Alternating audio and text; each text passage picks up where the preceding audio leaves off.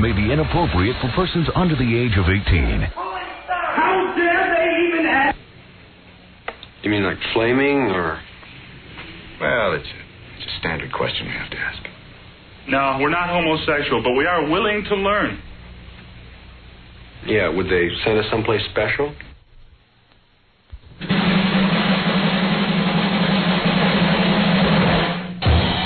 Now introducing America's #1 leading prophet and regular good guy, Stern, King of the Universe and profoundly the one we want. Let's hear it for Stern now. Give him a big applause. Big round of applause.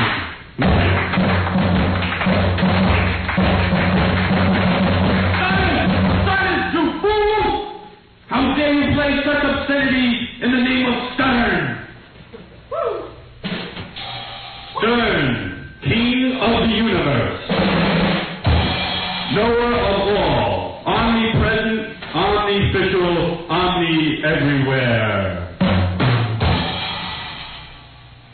Many have said, who is Stern?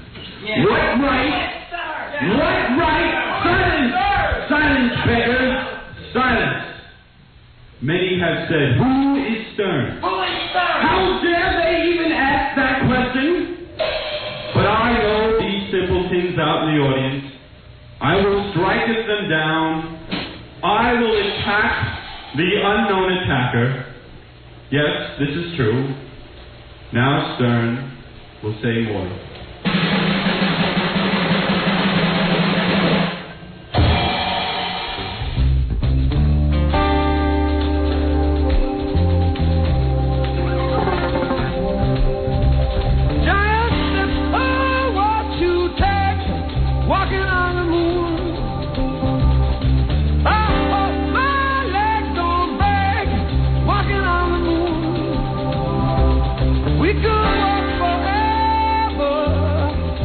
On the moon,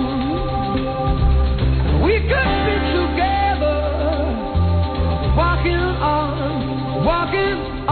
moon. How's that, Howard? Oh, that is nice. Oh, wow, exactly. That really is you. Wait. Well, let's get into a medley thing here. Let's do a little. Roxanne. You want Roxanne? Robin wants just a little Roxanne. It sounds so good. Roxanne.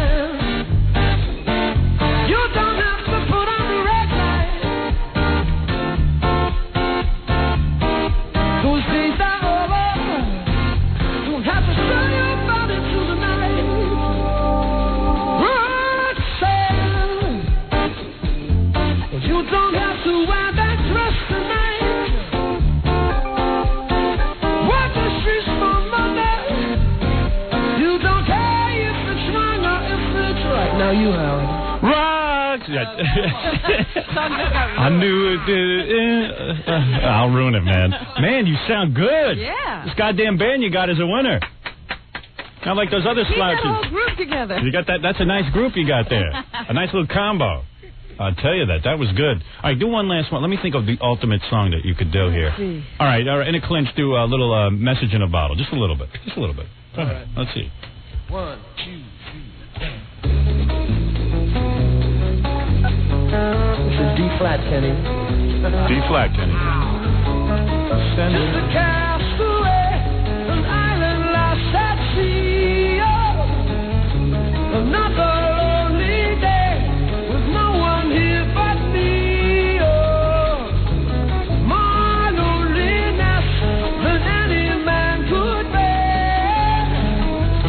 Rescue me before I fall into despair.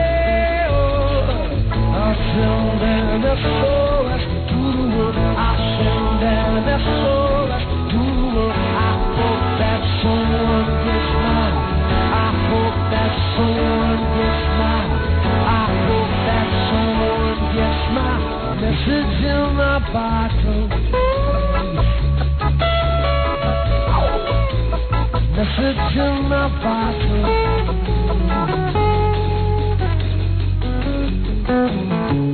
How's that? Oh, man, I love that. Wow. Man.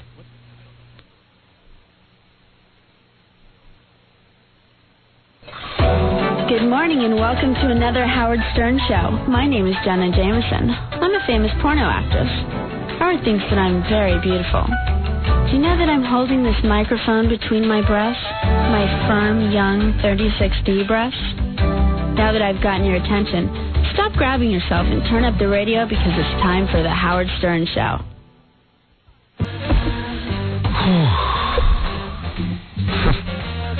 Today's one of those days where I really wish I wasn't in radio and I was in bed sleeping. I stayed up and watched Beverly Hills 90210 because once I put that show on, it is so compelling I can't turn it off.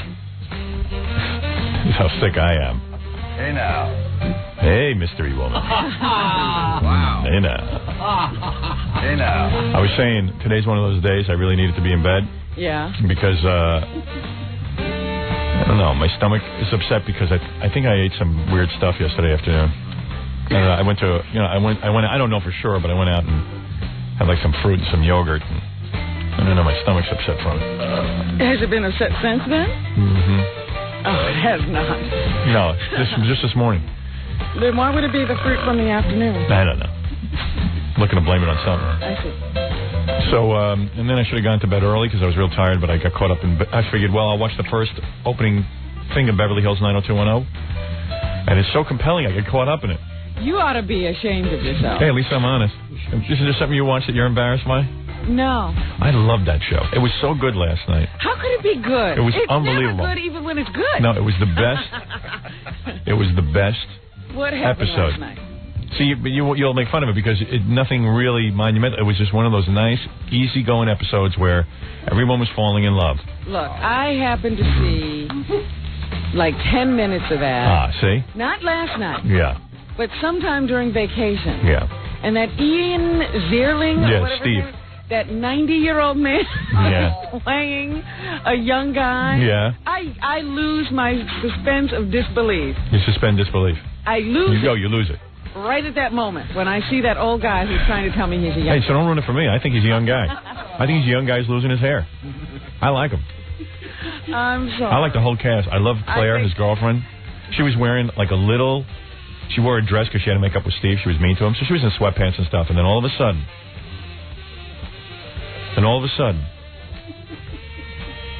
she decides to make up with Steve. And she comes out in the most charming outfit. Charming. Her entire belly exposed. And You don't care what they do. It's a fashion show Yeah. for you. Tori doesn't look that good because she dyed her hair dark. So she's Really? lighting it up again, yeah. And she's starting wearing sexier clothes. She's starting to look It real. has nothing to do with her storyline.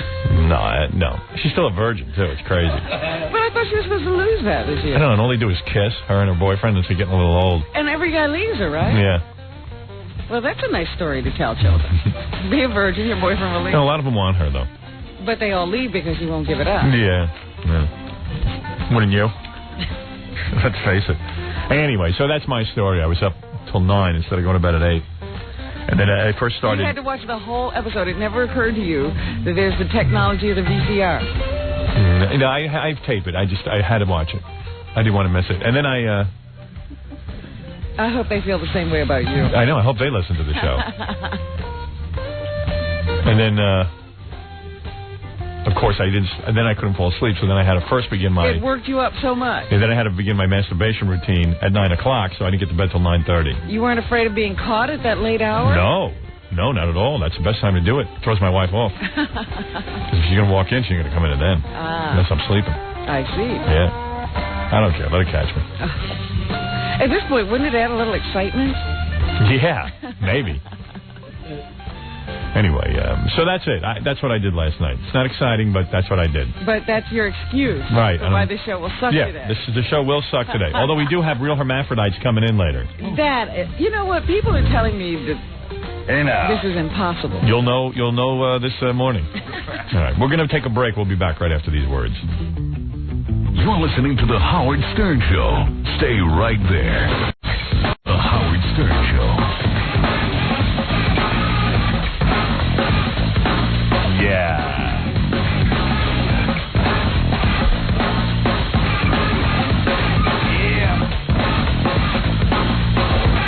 Let's see. Make the rules, break the rules. I don't think anybody ever got that gold CD. It doesn't sound like it. No. Nobody ever called us. It's in one of the CDs if you go to the record store. They You got know what? I could have it. I bought Did you? 3 yesterday. Oh, did you really? You could actually have it. There's a certificate in there in one of the CDs from Private Parts. But I bought the other covers. Oh, yeah. Well, that's okay. It could be in any one of those. But I didn't want to break it. Oh, well, I would break the seal. Ooh, what if I have it? Right. You'll be rich. That's one of a kind in the whole world. A gold, not gold-plated, solid gold CD. Supposedly. That's what they told me. 14 karat. There you go. Is it 14 karat? Yep. Wow. What does that mean? Well, it means it's less than 22. Wow. Right. More than 10. Right. There you go. You know. So anyway, Hey now. That's that. So, boy, my voice is deep today, huh? Mm-hmm. Yeah. Maybe you should stay up and watch 90210 every night. Hey now. Sound like Hank Kingsley. Hey now. Yeah, I sound very mature. Which is nice. Hey now. So, anyway, yeah, we got a ton of stuff going on. These hermaphrodites are coming down. One woman who says she's got a penis, and then a guy who's got a vagina. And the guy said most hermaphrodites are raised as boys. And yet we have one that's raised as a girl. Yeah. So we're very busy. Lucky. Yeah. Yeah. Go figure. I'll say. I'd thank Joe Piscopo. In today's newspaper, they ask him what his favorite book is. And he said? Private Parts, Howard Stern. Isn't that very nice? Very nice. Then, of course, he went on to say that his favorite actor of all time was Larry Fine of the Three Stooges because he took a lot of abuse. Uh-oh. So, but nevertheless... Somebody check Joe. There you go. Also, I was handed the following press release. I guess this is old news already for people who are music fans, but Soundgarden, the band Soundgarden, has broken up after 12 years. Yeah. I like that band. I love that band. Yeah, I got a feeling the lead singer finally realized that he's the band and is now going to make some solo albums. Yeah, there was no word. They said it was an amicable parting. Yes, amicable. Or amicable, whatever it was. No, you were right. Amicable. I don't know. There it is. So, Soundgarden splits is the big headline this morning. The garden no longer exists. There's no more Soundgarden as we know it. You know who wants to come on our show? Gravity Kills. Do that song I like. I'm trying to decide. Are people into that song? Is that a hit? Let me hear that song. Because What? you were just playing the intro yesterday, and I never really figured out what the song was. It's a great song. Well, here, I'll do it for you right now. So with our setup here? Yeah, because this needs... Yeah, this needs like a major setup and a whole deal and a mixing board. And as soon as we get started with that, it's always a disaster. It's always a lot of... Can we afford to have these bands? Yeah, and I mean, I don't want to screw them up. They seem like, they got a cool sound. It's never good when we have a big full band in here. I don't know. Something always happens. It's never been good? Once it was good because we had... A sound company crew in here. Yeah. That's what I'm saying. Can we afford to have these bands? Although it's great to goof on Scott, that turns into a funny bit. How Scott can't handle it, and his head starts exploding, and his wig starts flipping around. Judging by the fact that yesterday we found out his lungs are 100 years old. Yeah, maybe we should put stress on him. Really put that kind of stress on him. I think we're better off having acoustic bands in. One guitar. Well, I can murk it. Because Scott is going to keel over one of these days. And he never seems to be prepared. And he's over there on his knees. Yeah. And it's a whole thing. And he wants to prove that he's a great mixer. Yeah. But at this point, he's like a 45-year-old guy who, I don't even know. He always winds up mixing in the middle of the band's performance. Yeah. It's fun. I thought it was good. And I go, Scott, we didn't hear any bass. We didn't hear any drums. We didn't hear any lead guitar. Other than that. Yeah, but it sounded good, didn't it? I know. And then the bass player will stand there for a half hour while he tries to get the bass up on Everybody's looking at their microphones, their instruments. Yeah, I don't want to go through it. And then he says, I didn't know which button to push. I'd have him on if they set up the night before, they do a sound check, and they have a guy, like a real sound guy, come in and mix the thing, and it's all set to go. Yeah. Otherwise, I don't want to get started. Because I remember when Sheryl Crow was in here. Oh, nightmare. Yeah. And Scott was standing over there going, I know you can't, the bass was too loud. I didn't know which button it was. He tried every switch. He goes, I knew it, but I couldn't find the button. I controlled the bass. So I was just like, oh, no. What's the point of getting Sheryl Crow in here doing some hit songs and then, screwing her, ruining her. Yeah, and everybody leaves upset and angry. And I'm angry. And good job, Scott. Yeah. And he leaves and goes and smokes and forgets about it. He doesn't care. No.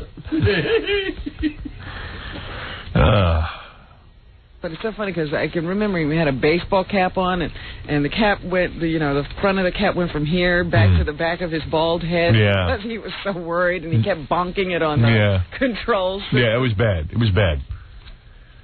And then, like today, my office was freezing again, so I have 2 heaters put in there. Yeah. But the heaters keep blowing out all the fuses at the radio station. I can't run 2 heaters at the same time, so... We don't have enough power for Listen to this. So Tom looked into it, or Gary looked into it and told Tom that in order for me to run 2 heaters back there, we'd have to have an electrician in, and he'd have to add more power to my room. So, because it's freezing back there. You just can't sit back there. You There's can't. no power and no heat. Right. So Tom's hoping the weather will just warm up and we can forget about it for the year. So anyway, this morning I'm freezing.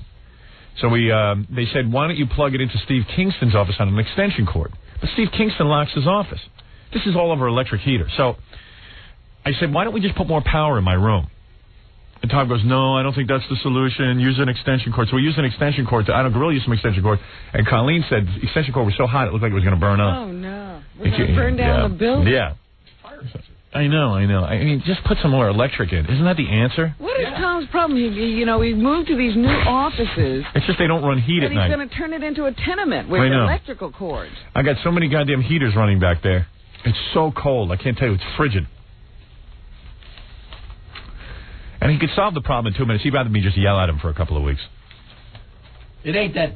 It isn't that much electricity. No, it would take a major deal. The guy could do it in a day. Like a bigger breaker or something like that. Yeah, we keep blowing out all the electric. But I don't care. I'm freezing. Tom didn't plan on this cold weather lasting into April. Kind of screwed him up. It wasn't supposed to do this. I don't understand any of these buildings because none of the heat is uniform. No.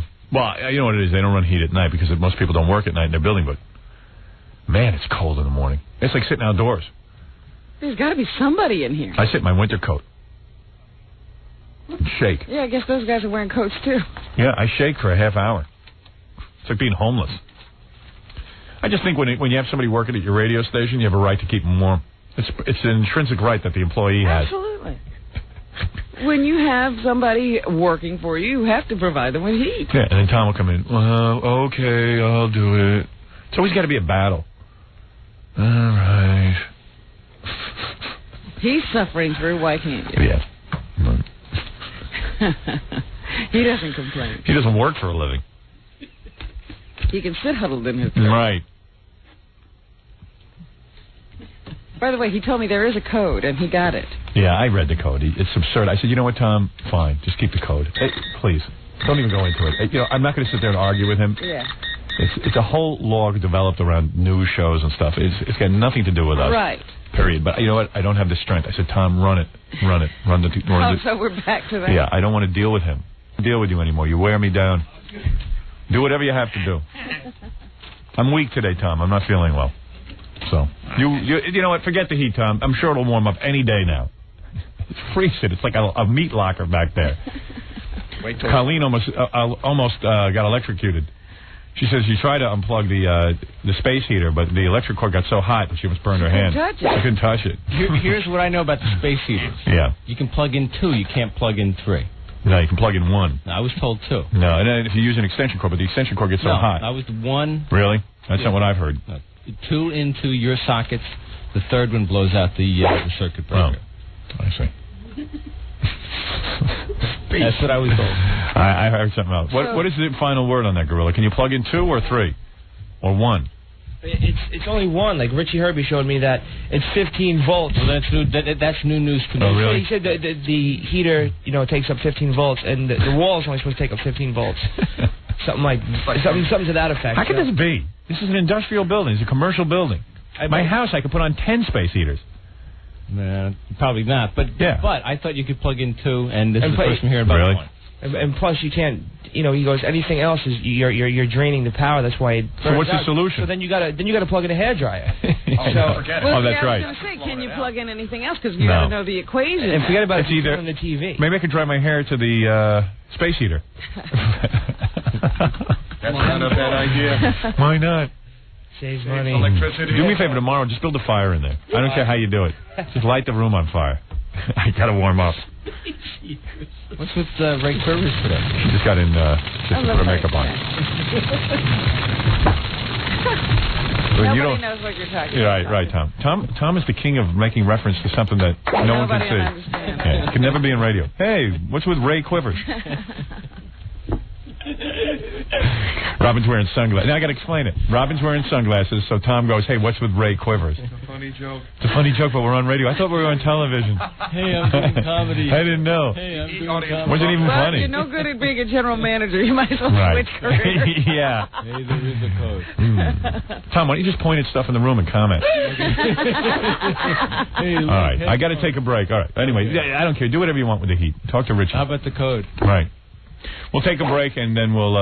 I don't want to go into it, because that code is ridiculous. That really upset you. Yeah, when I you just don't... came in with the code. Yeah, and I read it, and I went... In fact, I have a copy of it in my bag, and I read it, and I just went, this has nothing to do with our show. That's not. I mean, unfortunately, it's not true though. Yeah, okay. Well, that's your interpretation. Okay. I'm much brighter than you. Trust me, it has nothing to do with our show. Okay. All right. Stephanie, you're on the air. Are you taking a break? No, I'm going to talk to Stephanie. Oh. Stephanie, you're on the air. How are you? Not good. Not good. No, I just talked to Tom. You saved my life. Tom saved your life? No, you did. Oh, I did, yeah. You did. You and Robin. Thank you. You really did. That's you don't have to say any more. That's enough. Oh, that's enough? Yeah. Yeah, we saved her life, remember? Yeah, you guys are beautiful. Is this the young girl? This is the girl who was dying of AIDS, and we cured her, remember? By injecting her with that serum that we had developed? That's right. That's right. And it worked. Yeah, we worked on her. We didn't know it would work. We worked on her last weekend. We never did any animal testing. Yeah. We're thinking of just putting that in the water supply. Yeah, you helped me have a better 24th birthday. You really did. How did we help you?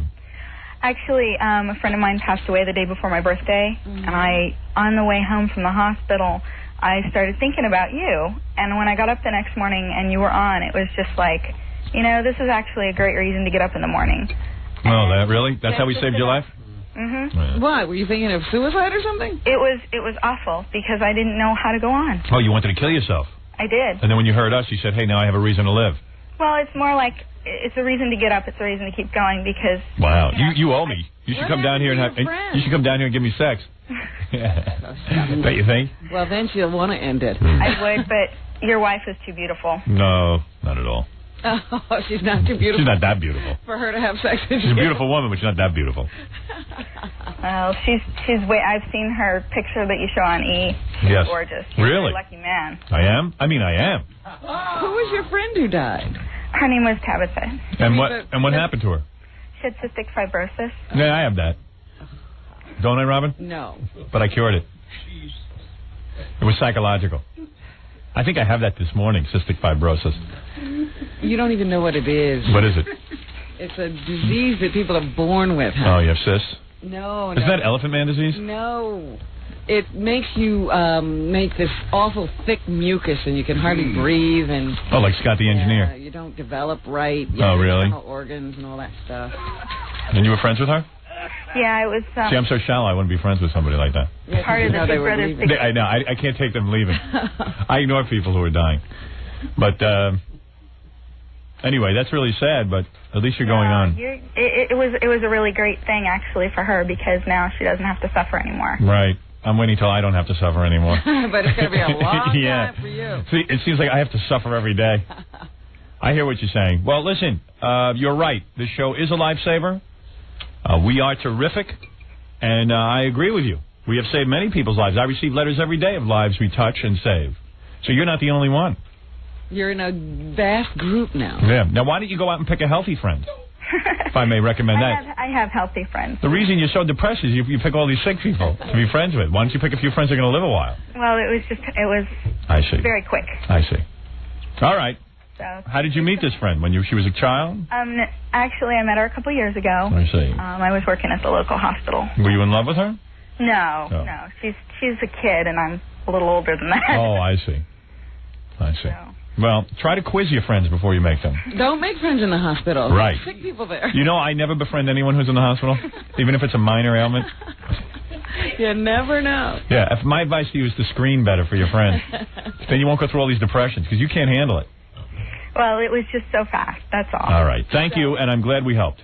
Thank you very much, Hardin. Great movie. Thanks Thank you. a lot, Robin. God bless you. No problem. Yes. Bye-bye. Bye-bye. As long as all we have to do is a show, no problem. You, yeah, as long as we don't have to extend ourselves any further. I got a letter from this woman yesterday. It's like, you should see me read our mail. I wish Gary would screen out letters like this.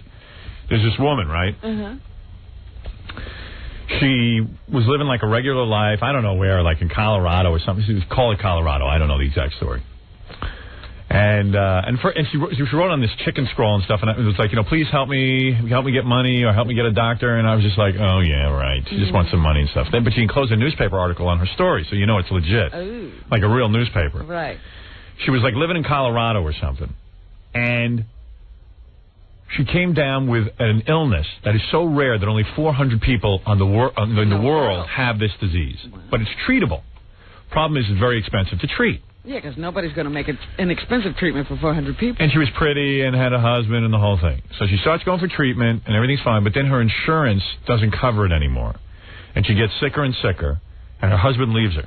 Which, that doesn't surprise me. I would leave, too. He left? Yeah, all guys are scumbags. You know that. So the husband leaves.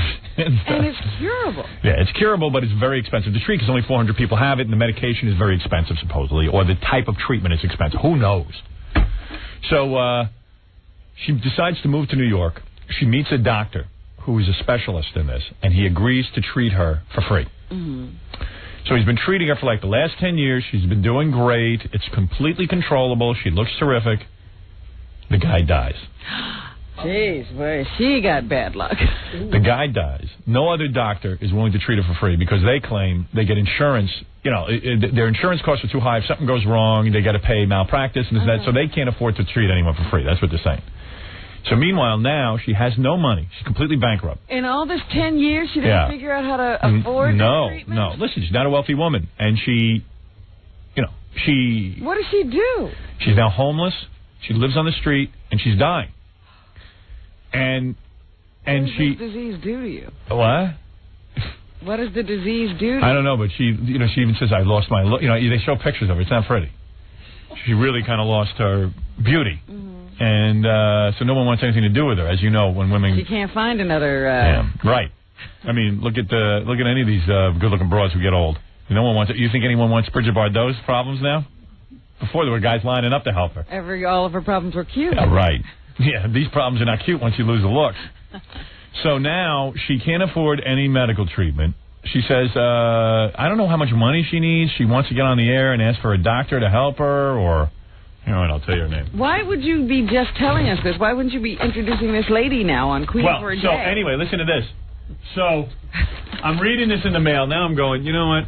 Oh, you're getting exasperated. Yeah, I was just like, if all I got to do is shred this, and I'm done. Nobody will know I read it. Yeah, no one will know I read it. I can always claim I didn't read it. And you know what? There's probably tons of people in the world who need help, who are dying every day. I don't want anything to do with this.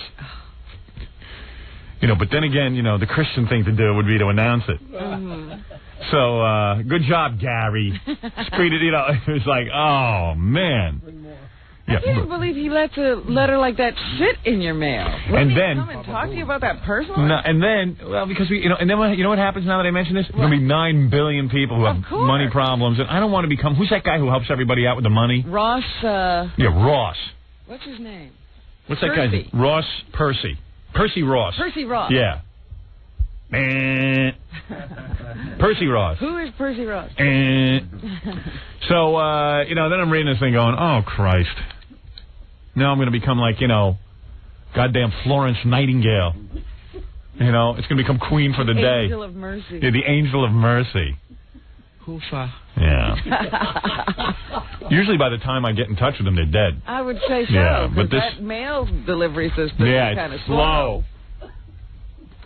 So all she said is she was asking for 5 minutes on the air to explain her situation. Oh, it'll be much more than 5 minutes. Yeah. Let me see if I can find it. Taking you 5 minutes. You want to know something? See, I didn't even bring it in with me. I tried to forget it. I left it on my desk at home. Wait, maybe.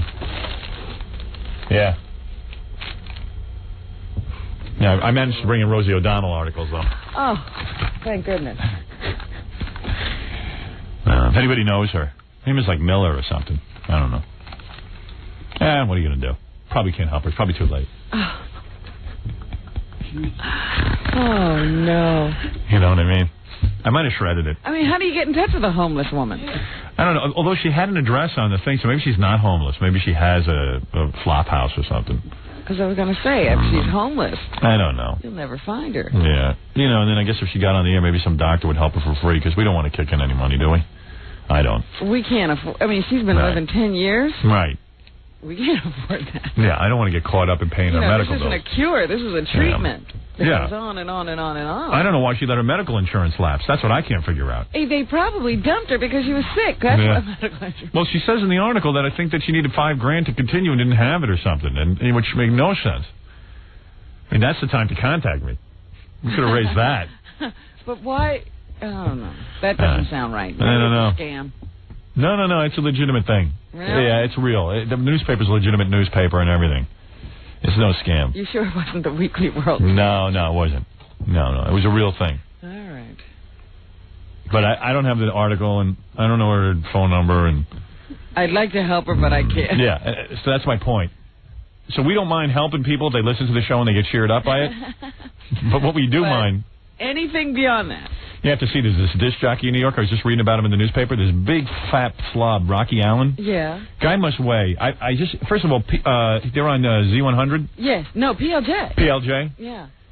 They're doing a commercial now where Scott Shannon... Have you seen it? I just saw it the other day. Scott Shannon's this local disc jockey who, for a while, was kind of hot, and then went to Los Angeles, and evidently he couldn't get any ratings, and then... All his heat left. And then he came back here, and he still can't get any ratings. He was kind of hot because the station was hot. It was the only top 40 station in New York. Well, music was hot at that time. Right, yeah. So he started to believe that he was happening. Big mistake. Mm-hmm. So anyway, so they're doing this commercial to get listeners, and they're going, "Hey, Scott and Todd are the Happening Morning Show," and they come out in gym uniforms, like you know, like those guys. Gymnastics. Yeah, and like Scott Shannon must think he has a good physique because he's been going to the gym, but he's got a big hairy back, his arms have zero definition, and he's got a pot belly. I thought he should be wearing a tutu with that. Yeah, and he's wearing tights, and his buddy, Todd, the other morning guy, is definitely not a good physique. No, I mean, like, why, like, I know they're trying to, and they try to get a female audience, why are they trying to pass themselves off as hunks? Does anybody tell them that you got to shave your back before you go on TV? Do you see any other guys on TV with hairy backs like that? No. Except for Robin Williams? I mean, unbelievable. You have to And see Robin Williams is not in a tutu. Right. So then... They go, and here's our afternoon guy, Rocky. And Rocky takes up the entire... have you seen it? Yeah, he's like Paul Bunyan or something. Oh, my God. The guy looks like Jabba the Hutt. He's big and fat. He's like 3 times the size of Rush Limbaugh. But he's also hairy. Yeah, and his head is like big and flat. And there's no neck. No, it's really uncomfortable to look at. Really uncomfortable to look at. I mean, the guy is pathetically obese. Yeah. Tragically obese. Like as obese as Walter Hudson was.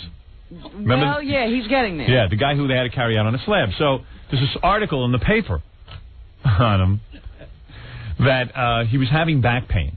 No. Yeah, You could find it? Gee. So he goes to some doctor, and the doctor tells him he has 3 calcium deposits on his spine, which you know, that's not... I've told you back pain is all psychological. He's probably completely depressed over his obesity. I think he should have... If anybody should have back pain, he should. Look at what he's carrying around. Yeah, right. So they figure out it's calcium deposits. He goes in for an operation, which is dangerous on a guy that size. I don't care what you're doing. Yeah. They remove the calcium deposits, except when he wakes up, he can't move his legs. So he's saying, you know, he's told the listeners about it, and he hasn't missed any shows. He's only missed like 2 weeks of shows. What, are they doing it from the hospital? Something like that. And he does it like they wheel him in a wheelchair. And it's real important, evidently, that he doesn't miss any shows, because obviously his whole life is radio. You know what I mean? It's important that he doesn't miss any shows, because if somebody else gets his ratings, he's right. out of it. Yeah, well, that's what I'm saying. I mean, you know, radio guys are always paranoid. So here the poor bastard goes in for a useless operation. Now he lost the use of his legs, which the only reason he lost the use of his legs is he's so goddamn fat. Yeah. All of this is fat-related. Yeah, this is all fat. But, of course, the one thing he won't do is diet. Lose weight. Yeah, that he won't do. And the doctor won't tell him to lose weight. Well, I don't know. Maybe I'm sure the doctor did, but you know, who knows? He ain't listening. It's like Scott with cigarettes. But it's funny to read about these obese guys who are telling tales of woe. All they got to do is lose weight. What's my problem? You don't even know if you really have a problem unless you lose the weight. Yeah, lose the weight if you're worried about your back. Don't start cutting into all that whale blubber. Can you imagine what kind of an... operating tables are made for regular-sized people. Let me see if I... no, I didn't bring the article in. You got the Daily News? Sure. Yeah. I'm just imagining if they had to put a special table in there. They wheel him in, evidently, to do his show. And then when you're retracting so you can see the area you're operating on, it's really hard to hold open the fat a lot of the time so you can see where to put your scalpel. Look at the size of this guy. I know what he looks like. I saw him on that commercial. Looks like John Wayne Gacy. He's scary. He looks like a guy who buries little children underneath the house. A guy who's a clown on the weekends? Yeah, he clowns on the weekends and then throws all the children underneath the staircase. Or it looks like he eats the kids. I've never seen anybody more obese. Rocky Allen can confirm what you probably figured out anyhow. When you discover after a back operation that you have no movement in either of your legs, it's not the best day of your life. Yeah, well, lose some goddamn weight. So he still can't move? That's what it says here. I had the operation on a Monday, and they told me I'd walk out on Friday. They probably told him to lose some weight. Says Allen, who does the 4 to 8 p.m. shift on PLJ. I woke up with no feeling at all. Yeah, duh. Christopher Reeve has more feeling in his legs. Christopher Reeve, have you noticed he's a director now? Yes. Yeah, that's wild. I think I can direct. Doesn't it give you confidence? Like now, Fran Shea called me. She said, would you direct something for me? I go, I've never done it before. She goes, pretty much anyone can do it. I said, sure. Can I do it from a wheelchair? And it's so funny because they say, a movie by Christopher Reeve. Yeah, it's all serious. like suddenly he became a good director. He was sort of a third-rate actor when he, had this accident. Yeah. I don't know that he directed anything. But now it's like, a film by Christopher Reeve. What a career move. Me, I fall off a horse, I'll never get any work.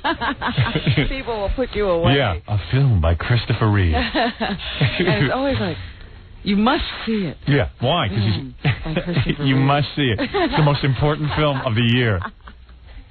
Because he directed it from a wheelchair. It's a miracle it was made. It looks so goddamn boring. Yeah, it's a miracle. This film is a miracle.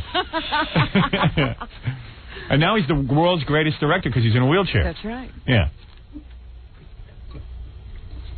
Like there are any other Christopher Reeve films. The man who by Christopher Reeve. Yeah, the man who can't wipe himself now has directed a film.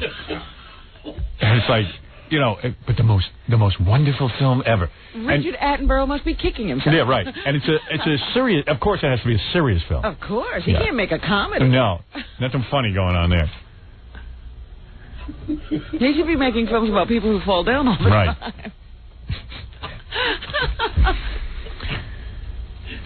So now he's the greatest director. Yeah. A film we can't miss. And much awaited this film. Yeah. A film by Christopher Reeve. Why didn't we wait for his film before? Just because the guy's in a wheelchair, we have to wait for his film now? This is like a magic trick. It's insulting to the handicapped. It's like suddenly you get in a wheelchair now. It's an important Everybody's film. going to pay attention to everything You're like, oh, woe, poor is me. But the thing is that who knows if he's a good director? The film looks absolutely boring. I saw Glenn Close talking about it. A film by Christopher Reeve. A film by Christopher Reeve. One of the most important films of the year by Christopher Reeve. And then they show a shot of him. They don't show you any of the coming attractions of the film. They just show you him sitting in a wheelchair staring at a monitor. Yeah. Being a director. Yeah. They wrote Christopher Reeve on the back of his wheelchair. Right. I saw that. Did you see that? That's how he became a director. They write your name on the back of your chair. Right. A film by Christopher Reeve.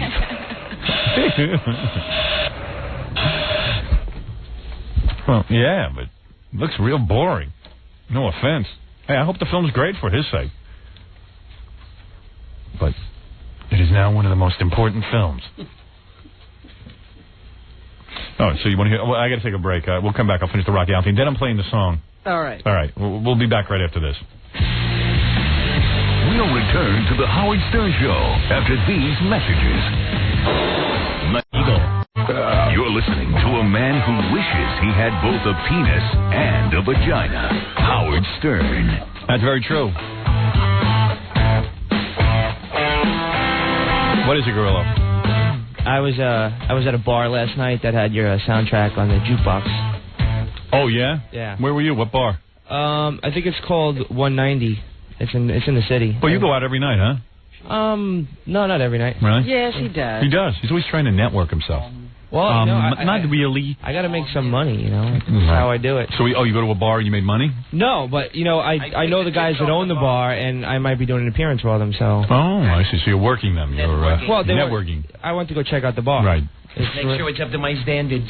Networking. He care where the bar looks. Oh, so you're in there, and on the jukebox was my CD, the Private Parts soundtrack? Yeah, so I played the Ben Stern Mega Mix. Very nice. And there was like 3 people in there, and as soon as I played it, they were like, wow, this is great. Who's this? Yeah. I was like, it's Howard Stern's father. And they were like, oh, well, who mixed it? Oh. See, it's good music until you find out it's my father. Right. Right away. It's like, well, somebody did something to that. Right. Julie had a good point. She goes, wow, you can hear Crackhead Bob in the bar now.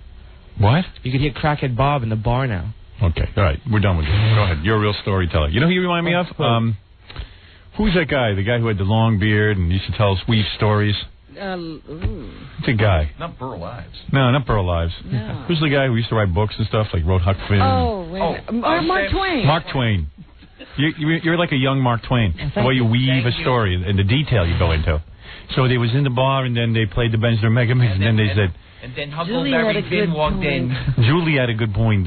Julie had a good point. There's another person you don't know. Yeah, Julie. It's not burned into the story, but I figured I'd mix it in. All right, Huckleberry. Thank you. Huckleberry's stupid. I'm going to go paint the vents now. Right. Hey, Huckleberry.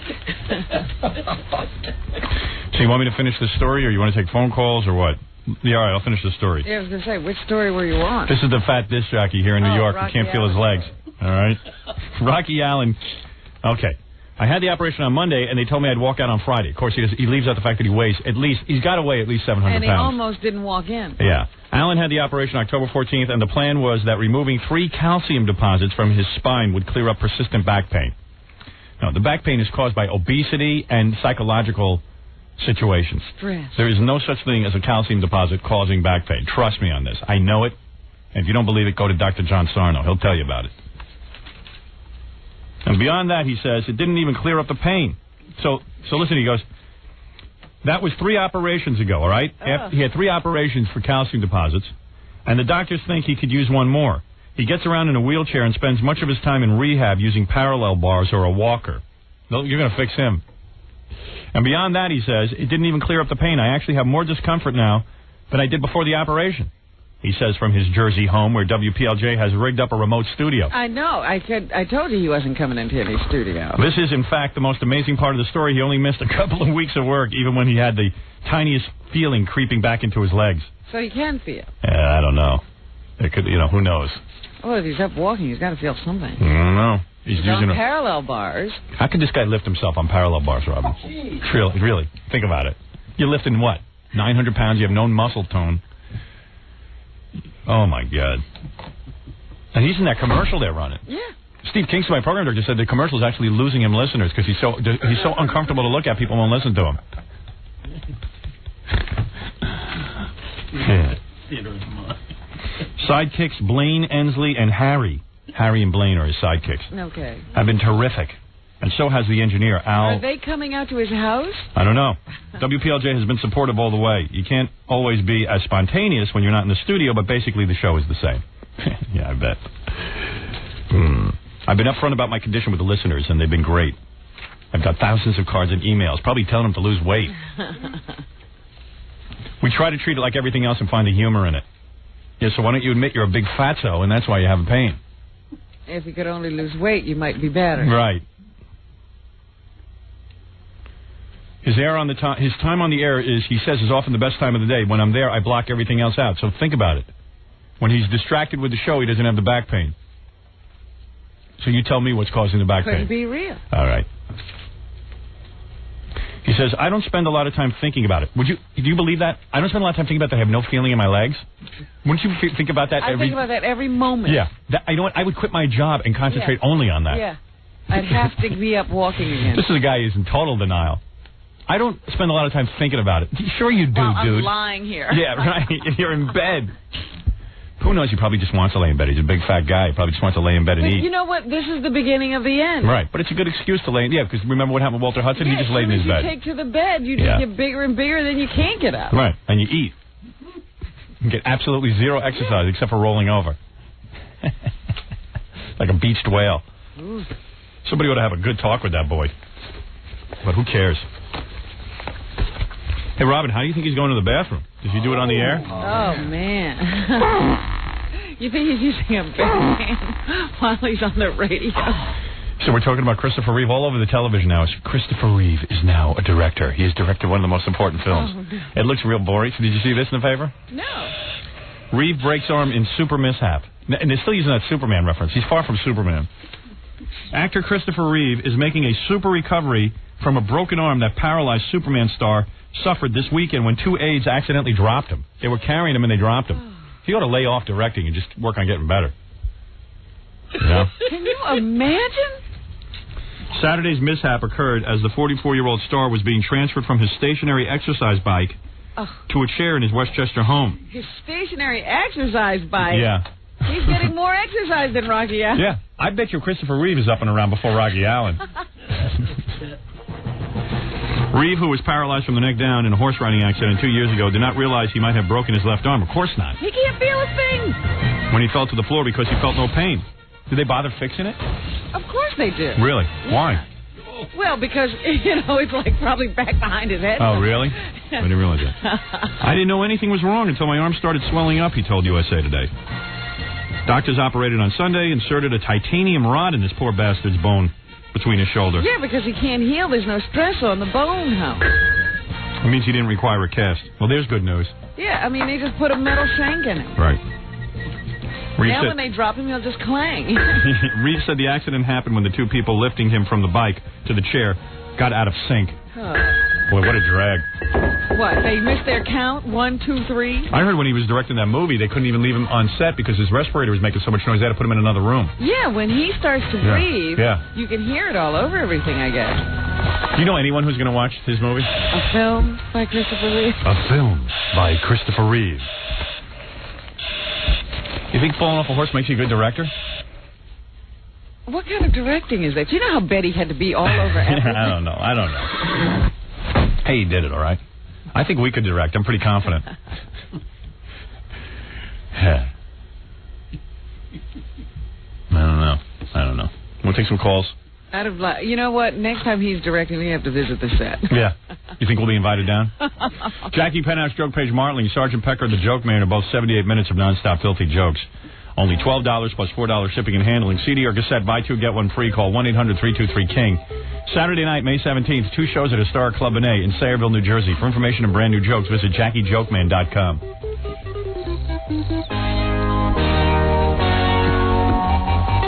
All right. I'll take a phone call. Tom, you're on the air. All right, man. I thought you were going to play the song. Howard. Oh, okay. I'll do the song. And also, Jasmine St. Clair and Nico Treasures are here, both porno stars. They want to make some kind of announcement involving our audience. I heard some girls squealing in the hall. I didn't know what was going on. Oh, those were our interns. We went to the Bob Guccione Jr. School of Office Management. Yeah. Good morning. Good morning. Hey, Howard. How you doing? Quick question, man. I got a little story for you about a spouse that went to your movie. I'm a private investigator out here on Long Island, and we were working about 2 weeks ago when the movie started coming out. It was pretty big. It still, of course, is. And in fact, we had a job to watch somebody's spouse.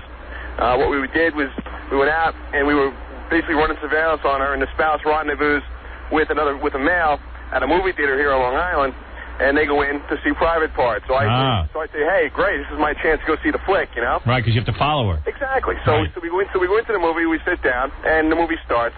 And the movie theater is not exactly overly crowded in the portion that they're sitting in. So after they sit down and settle in, I get up, go back, and grab some popcorn, and figure I'm going to settle in and watch a good movie and make some cash, of course, watching the spouse. Go ahead. So I come back, I end up sitting right behind them. The movie starts getting in there, the movie's really good.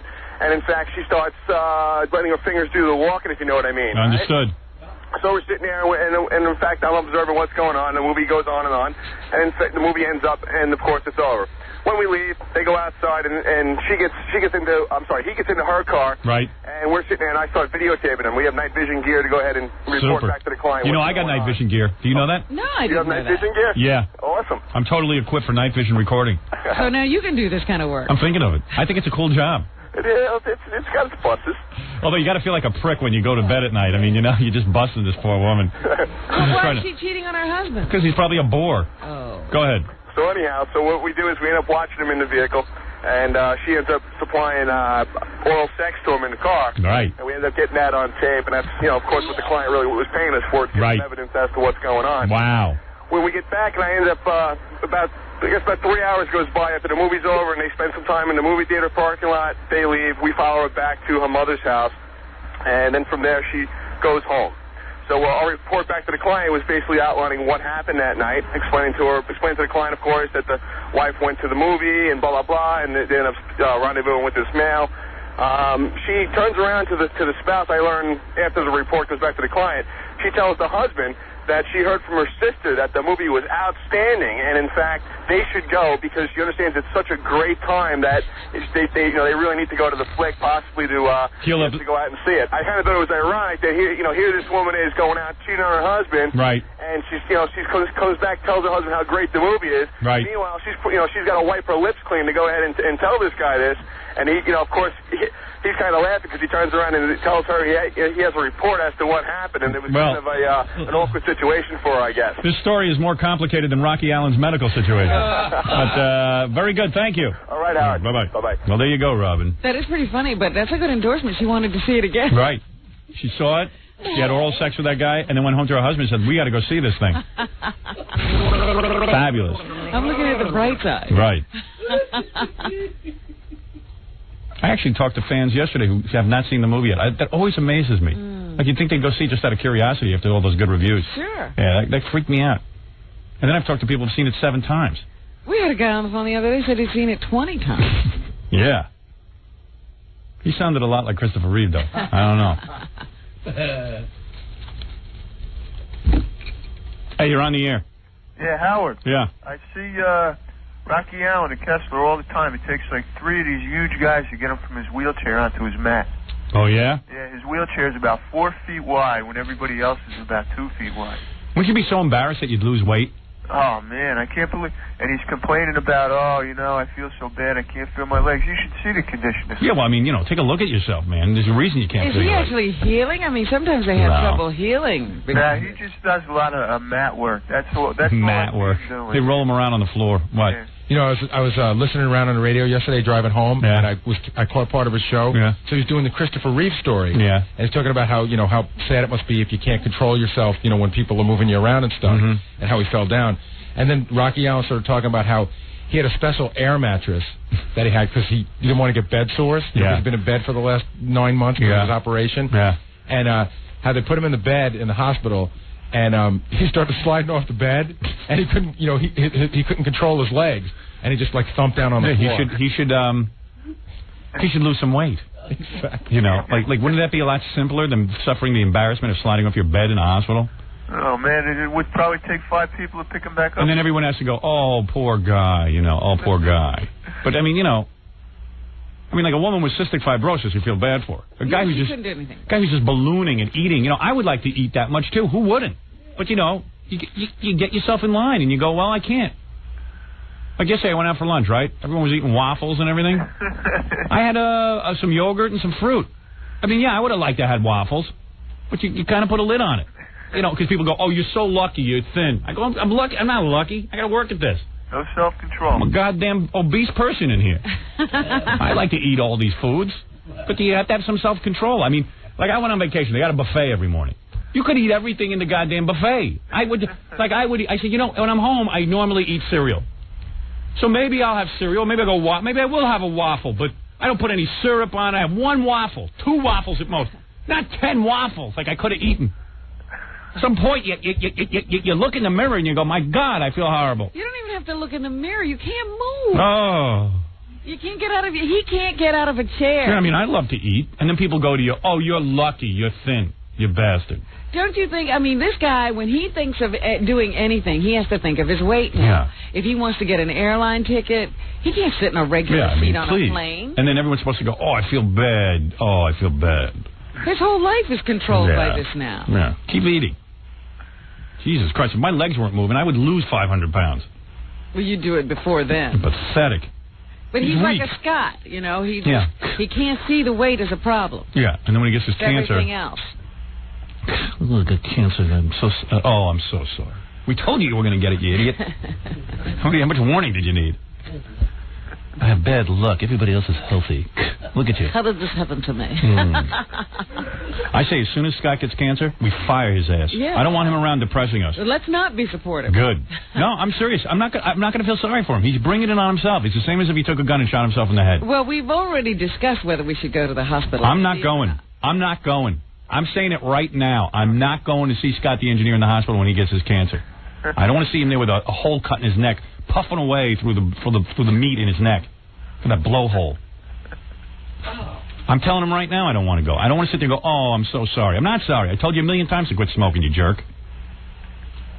Anybody who goes see Scott in the hospital is fired. Thank you. Thank you. Now now you have a reason too. Here you go. All right, how's that for cold? Scott, I would have seen you. Yeah. Oh, I'm so sorry. I got to watch this Christopher Reeve directing debut. Suddenly now he became the world's greatest director because he fell off a horse. I fall off a horse, I know they're not going to let me direct anything. They're not going to say you can do anything. No. You're out. You know nothing, you never knew anything. A movie by director Christopher Reeve. One of the most important experiences you could have. You cannot miss this. And what's the movie about? A guy in a wheelchair? No. What's it about? I have no idea. I know. I won't tell you. No. They just That's a movie by Christopher They just keep showing Christopher Reeve looking at a monitor, staring at it. What's the movie about? You know? Yeah. What is it? What's that guy, Sean Leonard, whatever, the really good-looking guy? Glenn Close is his mother, and he comes home to die of AIDS. That's oh, there's an up story. Oh. Yeah, sure. Party. I'll tune in for that. Like that's anybody could direct that.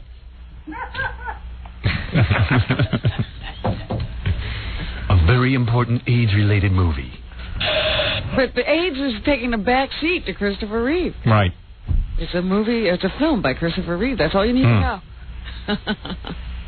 And then you'll tune in 10 minutes in and you'll go, why am I watching this? I wanted to see what a guy in a wheelchair could do. I know no one will watch it. That's all. And then films by Christopher Reeve will dry up. Right. All right. Thanks, dude. Hey, Howard, FJackieJokeman.com. Right. Bye. I agree with that. I'm down for that. Put me down for that. All right, let me take a break. Jasmine and Nico. You still didn't get to the song. Here we go. I'm going to do that after that, and I got it all planned out. Please, bear with me. Right. What, you didn't want to talk about Christopher Reeve and Rocky Allen? Of course I wanted to talk about Okay. Look, we got a lot of good material. We should be blessed. We need to do this song. It's a very important show by Howard Stern today. A song by Howard Stern. That you shouldn't miss. That sounds like a horrible movie about a guy who comes home to die. They should have turned the camera around and put the camera on Christopher Reeve and at least make a movie about a guy who's in a wheelchair directing a movie. They haven't made his movie yet? No. Of course they're going to make a movie about Christopher Reeve. Will he direct it? That's the question. Reeve should direct the Rocky Allen story. He couldn't be cast as himself at this point. Really? Is that true? All right, let me take a break and we'll be back right after these words. More to come when the Howard Stern Show returns in a moment. This is the Howard Stern Show.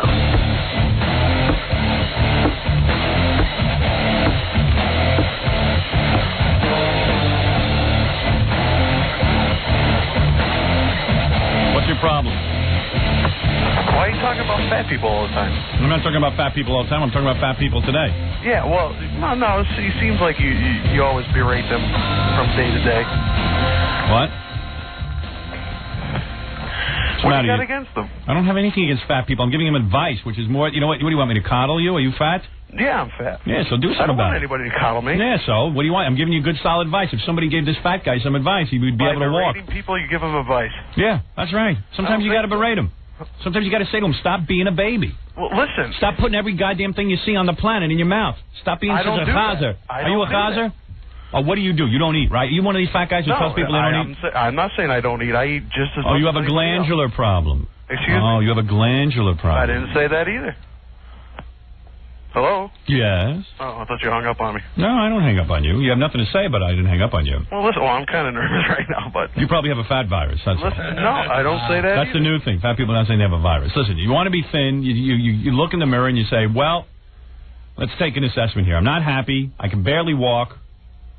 I'm going to do something about it. It's the easiest thing in the world to turn down food. It's not the easiest thing. Oh, come on. What are you? You know, an infant can't get rid of the pacifier. You're insane. So you take away the... No, I'm not insane. It's easy. You're insane. You're not a disciplined human being. About compulsion? And I hate people who sit there and go, oh, you're so lucky you're thin. Yeah, you know what, douchebag? I get in the gym every goddamn day. I try to run a little bit, do a little exercise, and I limit the amount of food. I see tons of... At the radio station, there's free food here. It's sitting out there right now. All kind of bagels with cream cheese. I don't eat... Let me ask you something. I saw a guy in a chef suit out there. Yeah, he's out there cooking. What? Howard, and I turn it down. Work. Howard, I do more work before 8 a.m. than you do. Yeah, so what? So what? Why are you fat? Why? I don't know why I'm fat. You don't know. You have no clue.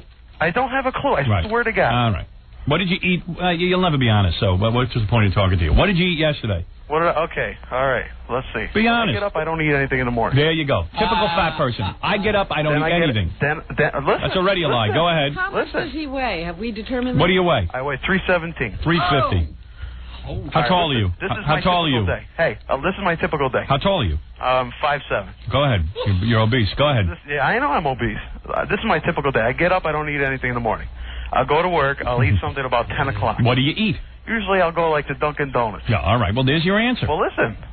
And you think Dunkin' Donuts is nutritious, so then you eat all these empty calories, and then you're hungry again. All right, fine. Now, and then 2 o'clock rolls around, then I'll eat lunch. Usually sandwich, maybe 2 sandwiches, close. You know. Yeah, and what's a lot of mayo on there? Tuna fish? Yeah, sometimes. Yeah, all right. Go ahead. Okay. Then I'll come home at dinner. This is a lie, by the way. Pasta. And you know he snacks throughout the morning and day. I don't. That's a lie. Go ahead. I swear to God, I don't. 2 sandwiches and a donut. That's all you ate so far. No, I don't eat donuts. I usually eat like a ham, egg, and cheese croissant or something. Oh, okay. That's very fattening, but nevertheless, even that wouldn't put the weight on. Go ahead.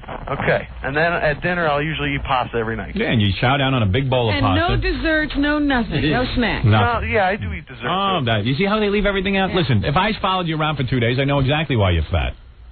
I'm telling you, and I exercise every damn day. No, you don't. I work 12 hours a day. What do you do? I drive a truck. Oh, yeah, you're sitting on your ass. I'm not sitting on my ass. I load and unload the truck. Yeah, well, good. What can I tell you? You're fat, so obviously you're taking in more calories than you burn.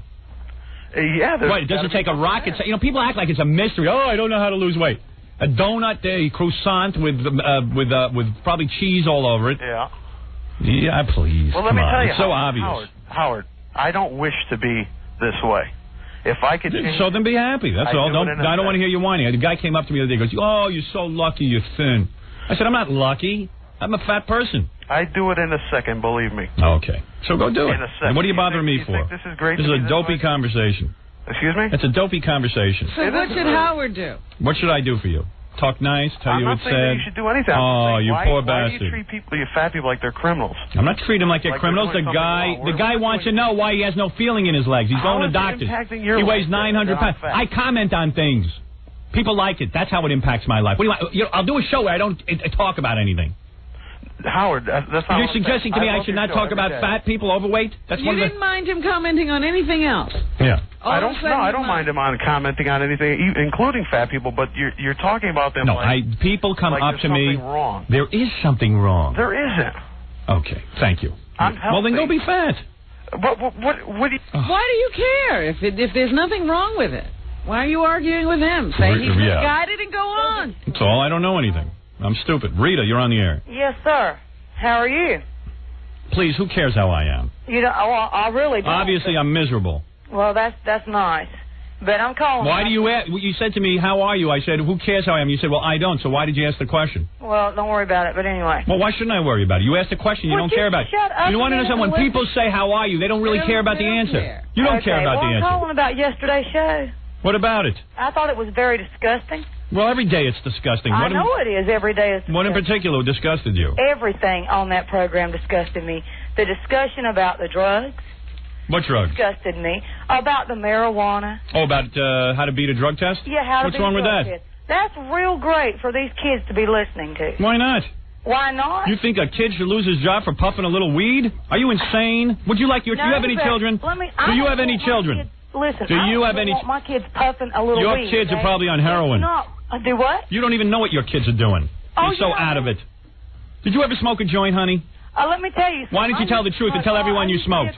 Now you want your kids not to smoke? You used to be on Shut cocaine. your damn mouth. You used to be on cocaine, didn't you? Yeah. Did you used to be on cocaine? Yes, I did. Yeah, so why don't you shut your mouth? Well, no, why don't you shut yours? No, why don't you shut yours? Because I'm not drug-free, and it's sorry people like you that's out there. Oh, you're drug-free? Yeah, I am. But you did cocaine. Yeah, I've been drug-free for almost 13 years. So I'm drug-free, too. What's the big deal? No, you don't sound it, and you don't... Well, I am, honey, and I've told kids not to do drugs. But if anyway... if a kid's going to puff a little weed, why should he lose his... Why should a kid lose his job because he puffed a little weed? Has anybody ever called you Gator Mouth? Hey, let me ask you something, you slob. I got to ask you something. When you were doing coke, do you think you should have gone to jail? I almost did, yeah. Yeah. Do you think you should have spent 10 to 15 years or a life sentence in jail for doing some coke? Yeah. You do. And if your children experiment with cocaine, do you think they should do a life term in jail? Do the crime, do the time. Oh, I see. You really feel that way. You know what? You're a lying, filthy skank Other part of your program. who smells. You smell over this phone. I can't take the stench of your stupidity.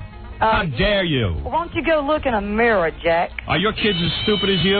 I don't think so. Let me talk to your children. I want to express my condolences. Ellie Mae. Hey, Where are you from?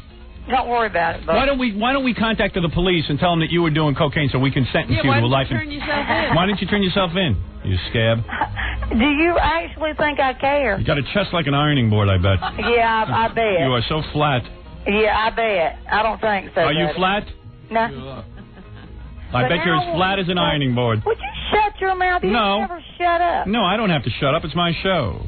Well, all right, I'm gonna tell you what. Help it. Well, I'm gonna shut up. I'm gonna shut up right now. Let's hear what you have to say. Go ahead. Go ahead. The other part of your program you were talking about, when you were talking to that woman, that to me that sounded like pure phone sex. What woman? Talking about she must have had something between her legs The woman with a penis and a vagina? or whatever. Yeah. Have you ever had Kids phone don't need sex? to listen to Sweetheart, that. have you ever had phone sex? Do what? Have you ever had phone sex? I don't have to have phone sex. I can have sex in my house. Yeah, I bet you it's a real thrill for your husband. No man, probably I'm no. not married, Of thanks. course you're not married. Who could be married to you? You're a scab. You think so? Probably have to be desperate to have sex with you. Yeah, right. Let me tell you something, honey. That was the furthest thing from phone sex. We had a medical question for the person. They've had both penis and vagina. We wanted to know how they were getting along in the world. It was But no. you get disgusting with it. It's Oh, what I'm saying. please. And I don't want my kids listening to that crap. Well, then turn it off. What, do you have no control over your kids? No, I have always been a Rock 103 listener. Good. Go listen to that crap. Oh, no, we have to stop because she can't change her station. Our station is Rock 103? I guess. Yeah, it is. Well, then you have to listen. Too bad. No, I don't have to Yes, listen you because I do. can turn the mess off. No, turn it off. Are you from Fort Myers? Are you You know from? what, Are you Howard? from Fort Myers? You know what? What? You are a very, very disgusting, perverted somebody. Thank you. Probably going out to score drugs in Mount Pilot right now. Loaded. Filthy, disgusting woman. So that's how come we have no country. Do you understand that certain parts of the country are completely out of sync? We really have about 5 different countries. Imagine that woman's brain power. She wants her kids to go to prison for something she did. Stupidity of people is unbelievable. Oh, we should have stricter laws, stricter pot laws. Yeah, then when your kid goes to jail, you're crying. Yeah. Oh, give him a break. Look at Geraldine Ferraro. Her kid was dealing coke. Meanwhile, she helped to make the laws that Yeah. would have sent him to jail. Right. As soon as it's their baby, oh, he's a good kid, please. Please, don't. This law doesn't apply to my kid. This was a mistake. Can you imagine your kid does a little weed and then is facing jail time? Come on. Or losing their job because they smoke some weed? Weed? Noise, smoking weed, doing coke, drinking beers. Packer, I smell good, man. Time to kick back, drink some beers, and smoke some weed. Right.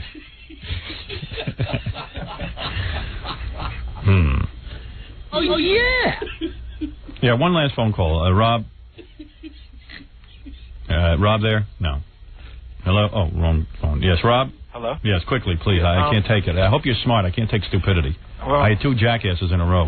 First of all, she's an idiot because a lot of kids do drugs, and to beat the drug test with the weed, you put the guy through hell. All you have to do is put salt in it. Salt in what? In urine. In urine? How do you get your salt in the urine, though, if they're sitting and watching you take the drug test? No. You know the 5th pocket that most genes have? You put the salt in there. Right when you go in the cup, you take it out and put it in there. Oh. And, like, they can't really test for salt, like high salt levels. How much salt do you put in? You know those little things that you get from fast food places? Yes. Those little salt packets? Yeah, you put in that. One of those? One side is enough. No pepper? What? No. All right, thank you. And with the acid, with Jackie, yes, he was saying something about it yesterday. He's an idiot, too, because, first of all, if you're tripping when you're going for that military test, your eyes dilate. They get big as hell. And that's true. It shows up in your hair, your nails, your spine. Will they test your hair? They can. Mm-hmm.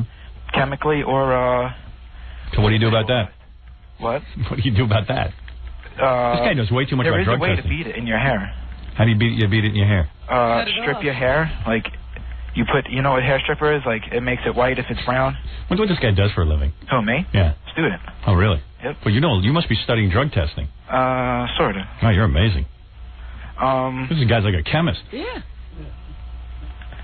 What happens when you put your penis in a light socket? Does that get rid of anything? I doubt it. I know a guy shaved his head and pulled out his toenails, and he never tested positive for LSD. I don't know. All right, thank you. Yes, quickly, Eric. I got to clear these phone lines. I got women waiting out there. I got the song. I got everything. Go ahead. Yeah, I just wanted to call real fast because I was flipping through the channels last night, and I came upon Charlie Rose, and Imus was on. Imus was on Charlie Rose? Yeah, and he was like kissing your ass, kind of. He was like, because Imus was he was talking to Imus about something. He was saying how unfair it was how they treated you at NBC. You know. Yeah, let me tell you something. Imus said that. Yeah, let me tell you something. I don't need that. Now that I'm on a roll and I'm the biggest thing, I don't need this idiot defending me. Yeah, and by the way, congratulations on your movie. Thank you. I don't need... May I say hello to the beautiful Robin? Yes, please. I don't need Imus defending me on any show. He was part of the problem. Yeah, he was a big part of the problem. Yeah. That's why I hate his friggin' guts. He can drop dead. What? Who'd you get to play him in that movie? That was a soap opera star, and he had a striking resemblance, unfortunately. Actually, he was a lot better looking than Imus. I wanted to get to play Imus. Who? William Hickey. William Hickey. Who's he must be about 900 years old, this guy. Looks like he's got 1 foot in the grave. Yeah. Take a look for him. I'll tell you, to get a picture of William Hickey, get him on the internet. You'll see who I think should play. But this guy's a nice guy. He stepped in. He looked kind of like him. So. Yeah, it was kind of funny. He was also wearing this big, dopey-ass, like, cowboy hat. Yeah, well, that's to hide the crevices on the face. It's caving in. He must, what must his day be like when he sees me on TV looking nice and healthy and have a movie and a soundtrack album and I got syndication deals where we actually get paid and all these things going on, books that sell. What must it be like for that idiot every day? I know, with the expression on his face, it looked like he had something in his pants or something. Looks like he had a stroke. Thank you. Yeah, all right, thanks a lot, man. All right. There's something wrong with him. Yes, quickly. Hello? Yeah, I've got that tape of the Imus thing. Go ahead, play it quickly. All right. I don't need this idiot defending me. He's a moron. And I involved people at the radio station who ordinarily wouldn't be involved on the air.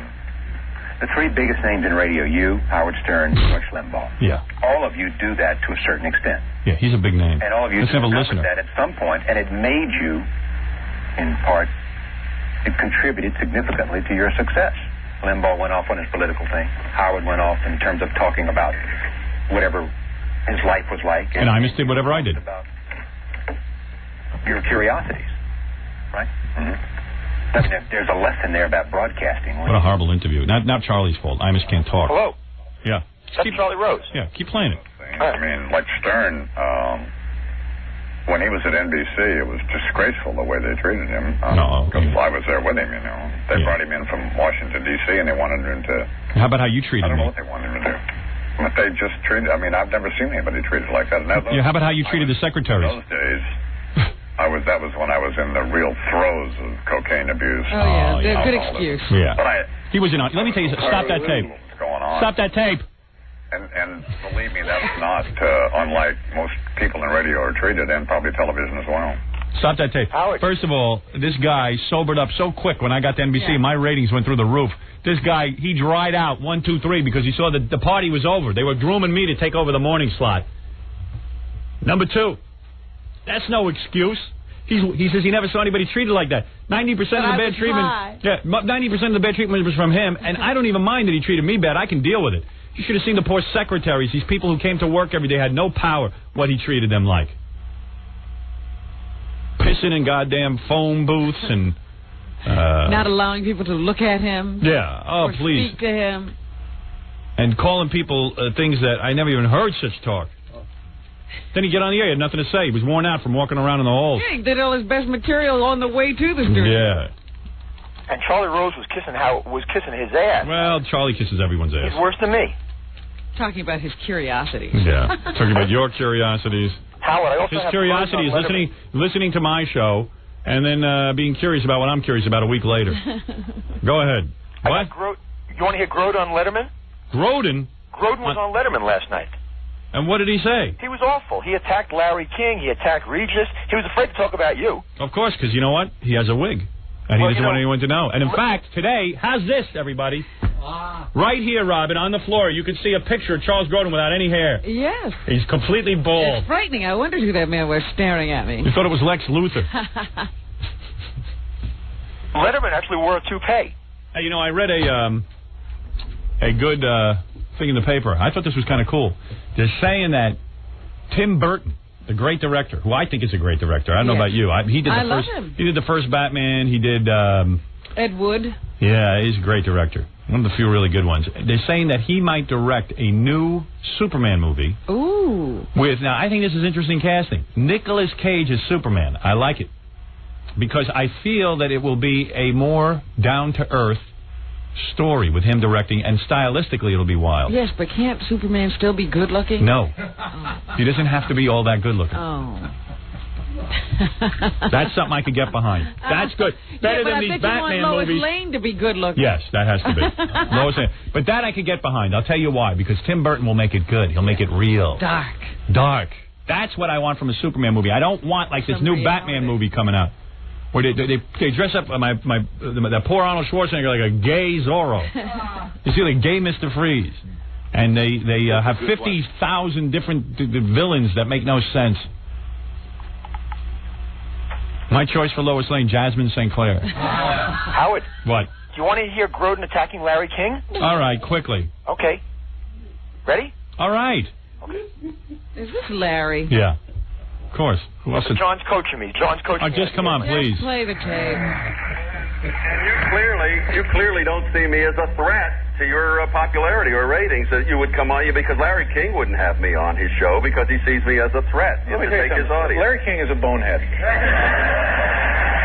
Wow. What do you need to know there? Everybody jumping on the Larry King bandwagon. What's that? Well, it sounds like Dave was jumping on Larry King, not Charles Grodin. Well, actually, what was happening was that he was. I don't want to talk a lot in this segment. Isn't it funny how Charles Grodin critiques me, but it does the same raps I do? Yeah. Exactly. It's really weird. He has no talent. And he has no ratings. And Larry King isn't threatened by him. Remember when Ponce de Leon made that phone call? All right, I had enough of him. All right, let me take a break. I'll get Jasmine. Let Jasmine and Nico make their announcement. It's a quick 5-minute announcement, whatever. Jasmine and who? Nico Treasures. They're porno stars that got something interesting to tell the audience. All right. Let them make their announcement, then I'll play the song, and then with any luck, the hermaphrodites will be down here. You think they're really going to show up? Yes. I believe they will. Okay. Of course, they're over 45 minutes late already. All right. Are they here yet? We're late. Oh, we're late. They're here? Yeah. Oh, they're here? Oofa. The first one we spoke to, the one who was, I guess, more of a woman. Yeah. She's here. Great. The second one, who was more of a guy. Yeah. I don't think he's going to come. Well, let's see. All right. Let me quickly, then, get back from these commercials. We have a hermaphrodite in this. And I'm going to see the vagina and the penis. What was that? Jasmine said she wants to stay and take a look, too.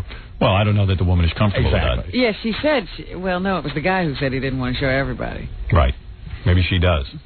How she? Well, all right. Let me be surprised. No, yes, right, we must see everything for the first time right here. You know how much money we could make right now if we had a little cover charge? I'll ask her if we can just bring people off the street. Charge. You want to see somebody with a penis and vagina? Wonder what kind of money we could make. Was she circumcised? Yes. Speaking of covers. Yes. Hey now. We'll take a break. We'll be back right after these words. You're listening to the Howard Stern Show.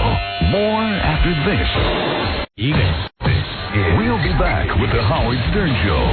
Don't go. What's that, Fred? Here we go.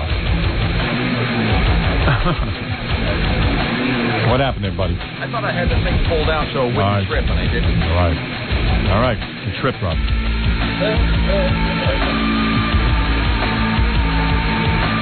Always accidents going on in that corner. Yeah. That's so true. Must be hard to do that stuff that Fred does. Must be tough. Thank God those things you do don't have explosive devices. Yeah. You wouldn't want him in the Army working explosives? I don't think so. Wake up. All right. Let me bring in these. The halls are starting to smell like a whorehouse. Let me. The girls are heavily perfumed today. I love that. You love that perfume. I do. They were in there. The girls were in there comparing breast size and everything. Two girls coming in. Nico Treasures and Jasmine St. Clair. They do. They work for the same porno company. Hi, girls. Hi. How are you? I'm trying to. Now I know Jasmine. I know your story. Yeah. Now, what were you girls doing over there? You were taking off your tops in front of each other and comparing your breasts? Yeah, that's what we were doing. Right. Is that what porn stars do in a green room? No, actually, we just have the same doctor. Yeah. Oh, you do? Oh, so you were looking at your work. And at our work. And Nico, you just redid your chest? Yes, I did. Now, why was that? Because I wanted to be bigger. Oh, you wanted to be bigger. There was no problem. You How just wanted big to be were you bigger. before? I was a small C, and now I'm an overflowing D. Wow. Nice. Now I'm the same as her. When did you have it done? About 2.5 months ago. 2.5 months ago. Have they settled in nicely? Well, you want to see? Yeah, let's take a look. See it. How do they look? I think they look very good. They look good? They look beautiful. They feel great. Wow, look at the size of those. Wow, Oh my goodness, that's no bra. Wow. Yeah, no bra. Now, they stick out like bullets. I mean, it's really unbelievable. Yeah, they're good. Don't they look great? They look, I think they're a lot of fun. I think they look real good. What can I say? I mean, they hardly move. That they're so stuffed. No, look, they move. But that's nice. Now, what happens when you lay down on your back? Do they flop to the sides, or they just stay... They must stay right there, don't they? No, they kind of, spread out a little bit. They do. A little bit. So you now, are can, those... clear this and, lay out for Are those right in your chest, or do they put that under the... What is it? Under the muscle? No, they're above the muscle. They're above the muscle. Yeah. I see. Well, they're very beautiful. Very nice. And these two girls love each other. Very nice. Yes, Well, okay. So let me get to the point here because there must be a point, right, Robin? What is the point? All right. Nico, first of all, is still recruiting men for a movie. She is putting together a porno movie. She said she has yet to meet a man that she could not perform oral sex on. Really? Yeah. Really? If you remember, she was on our show once before, Right. and she said if there's anybody out there who she cannot perform this on because they're too large, she would give them a car. Wow. Yeah. Is that true? Yes, it's true. That person. What kind of car? I haven't decided that yet. I see. But you would actually give them a car, a new car? I'll give them a car for a year. I'll lease them a car for a year. Oh, I see. A free car for a year for anyone who you can't sexually please. That's right. Well, that's quite amazing. Yeah. And when you say that, in other words, you want to make a movie with someone you can't please? No, I want to make a movie to see if I can't please them, I guess. I mean, see. Well, do you follow that, Robin? No, but this sounds like a new concept. Right. So now, how does a guy get involved with this? How does he contact you, and how does he show you his goods? How does that work?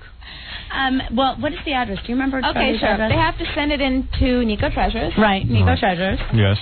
Care of SCI. 4119 North State Road 7. Suite 9117. Suite 9, yeah. Fort Lauderdale, Florida. 33319. Now, have you two ever done a movie together? No, I have not done a woman yet. Oh, you haven't? I haven't. Why is I get that? to be her first. I don't know. I just haven't found anyone that I'm really attracted to, and I have that. Are you attracted to Nico?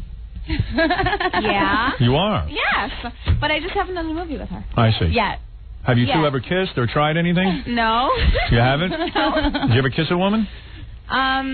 Briefly on the lips. Yeah, we did not do anything dirty that night. Remember? No, 'Cause we he was, just. Well, this girl just kisses me and takes off for like 3 months. Yeah. What happened? You kissed her and then you... And then I got on the plane and left her. Right. Thank you so much. Let me You're see welcome. that. Would you two kiss for me? I'd like to see that. Oh my God. Let's see. Oh my God. After with the stuff you guys have done, that should be nothing. Go ahead. Let me see that. I'd love to watch two girls kiss Robin. Wait, she actually has a tongue piercing. This might actually feel really good. All right, let's see. Go ahead. Wow. Oh, I got to get involved in this. Yeah, they're not kidding around. They're in love. Oh my God. You know, and everyone says Ellen DeGeneres. You think that's a big deal? Look what we're doing. You know, that felt really good, actually. You liked it. Yeah. Did you like the piercing? I love the piercing. It was a good kiss. Better than when a guy kisses you. Yeah, sometimes better than the way my ex kissed me. Is that right? He sent kisses way out of a paper bag, Howard. Really? This is true. So you mean that felt good, kissing her? It felt different than a guy? It felt good. It felt more sensuous, more affectionate, more loving. Well, there you go. Well, there's another bad rap against men. You know, I think that we are contributing to lesbianism. Are we? I think we are. You're right. Now, all right. So, Nico, you're here to say that you are recruiting men for your movie. Yes. And you have performed oral sex on how many men? Would you say thousands? Ooh. Hundreds? I would say, like, up in the high hundreds. And this is something you enjoy doing? I love oral sex. Right. And and you would say you're the best at it? Yes, I am. Right. Wow. And you enjoy making porn. Now, I know I've talked to Jasmine. She does not enjoy making porno movies. You do, right? Yeah. You like it? Yes. Jasmine doesn't. No, I do like it, but I mean, just a professional aspect of it. I see. I like the sex. You do yeah, like it? I mean, yeah, exactly. I mean, I like the professional aspect of it. I like the sex, and, you know. Gary, why don't you bring Nico a banana? Let me see. You're saying no, that... I have something better. What is that? Way bigger. Oh, it's like a vibrator. Okay, so let me see that. No, I brought something. A salami. Oh, wow, look at the size of that thing. Lord. All right, well, that would simulate a very large man. Huge. And you're saying you could swallow that whole thing? I can get about, yeah. Let me see that. All right, I've let me... got to see this. This I got to see. You're some woman if you can handle that.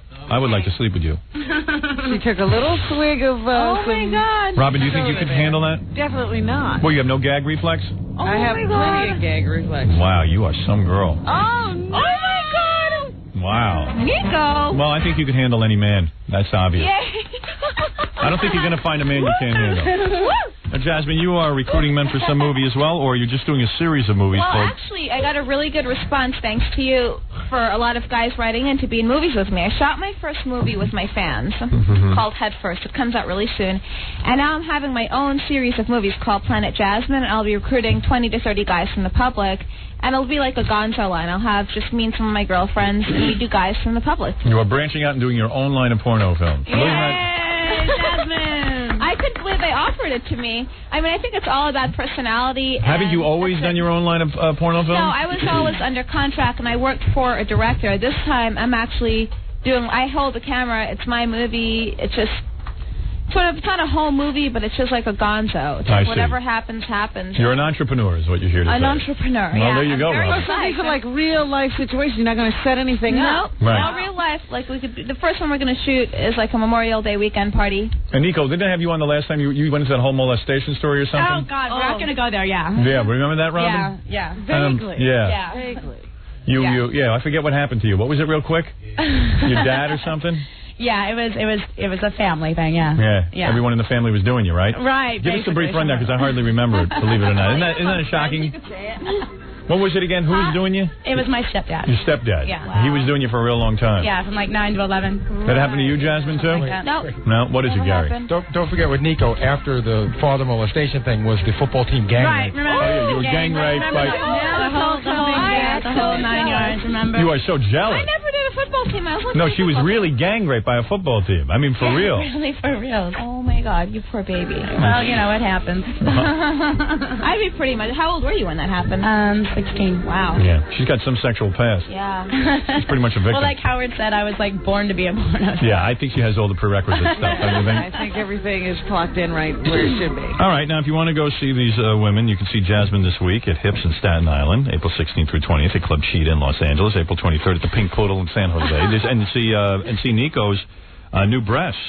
April 19th at Sioux Rendezvous in Mount Vernon, New York. June 18th at Hips in Staten Island. June 23rd at Flamingo in Anaheim, California. So and this week I'm at what is it called? It's Wiggles. I'm at Wiggles. Wiggles. This week, and I'll be there until Saturday night. And a lot of guys show up. A lot of guys show up. Y'all want to come down? And what do? You get naked in front of everyone? I get naked and I have people eat bananas at us down. Wow, good for you. A little bit of everything. A little bit of everything. Well, that's exciting. Well, listen, girls. So come down. You're doing very well. Thank you. And we have presents for you. Yeah, Howard. we do. We have presents for for you. Well, I'd take that kind of present off the air. Uh-oh. You know what I'm saying, Robin? Come back to LA Well, with you us. can't do that yet. Yeah. Well, Hey, you know, last time I was on the show. yeah. I'm just getting your present ready. Yeah, last time you were on the show. You said that you had been working out. Do I get to feel your butt again? Yes, absolutely you do. Can we both feel it? Oh, yeah. You've been hiking since the last I've been hiking. Yeah, I'll give you girls a thrill. Bring them our present. Yeah, I'll give you a thrill. Okay. Believe me, if I did you too, it would rock your universe. They'd laugh at me if I had sex with them. Nico, will your stepfather be at the show? Yeah. He will. He will. Well, the girls look pretty good, I'll tell you that. You girls been working out as well, haven't you? Yeah, girls, I'll give you a feel. Sure, why not? I like when you touch my butt. Yeah, I like when the girls touch my butt. It's sexually exciting. I'm back with Howard. All right, who wants? We've decided that we want to take you home and Let's tie you up for a week. tie you up for a week. Yeah, well, why Have don't sex you? with Why don't you do that? We'll get the tickets for you. We should bring you girls to Scores the next time we go. Yeah? Yeah. I'll do it. You would? I'll do it. Yeah. Really? Yeah. Actually, we Of would, course. Howard, we I would know. actually take a trip out here for the weekend just to do that. Really? Yeah, we our will. own ticket. Seriously. Wow. Wow. Gary has our phone number to get a hold of us. We'd love to go. Really? Yeah. Of course. 2 little porno stars, boy. I'd like to see that. You'd have a great time. I bet you I would. No, seriously, we would. Really? Yeah, we really would. All right, go ahead. Squeeze my ass. I'll give you a thrill. Stop with the T-shirts. Come here. Okay, yours is for you. Just squeeze my ass and make me feel good. Go Okay. ahead. Go ahead. How's that feel? A little tighter? No. Here, should I flex it? No, you don't have to flex anything. And what do you think? Howard. You think that's better? Better. Oh, here, look. Flex it. They got their hands down my pants, and I like it. You've got 2 girls at once. I like it. I love this. Come here, you 2 little bitches. From That's behind. right. Well, you girls are really hot, and yeah, I feel like your stepfather. Hey, this is great. All right, listen, girls. Good luck. Here, this is for you. I have somebody better than you coming in next. I have hermaphrodite. I want to see this. Well, I don't know. I wish I could do to myself. Yeah. Really, yes. Well, we're going to take a break.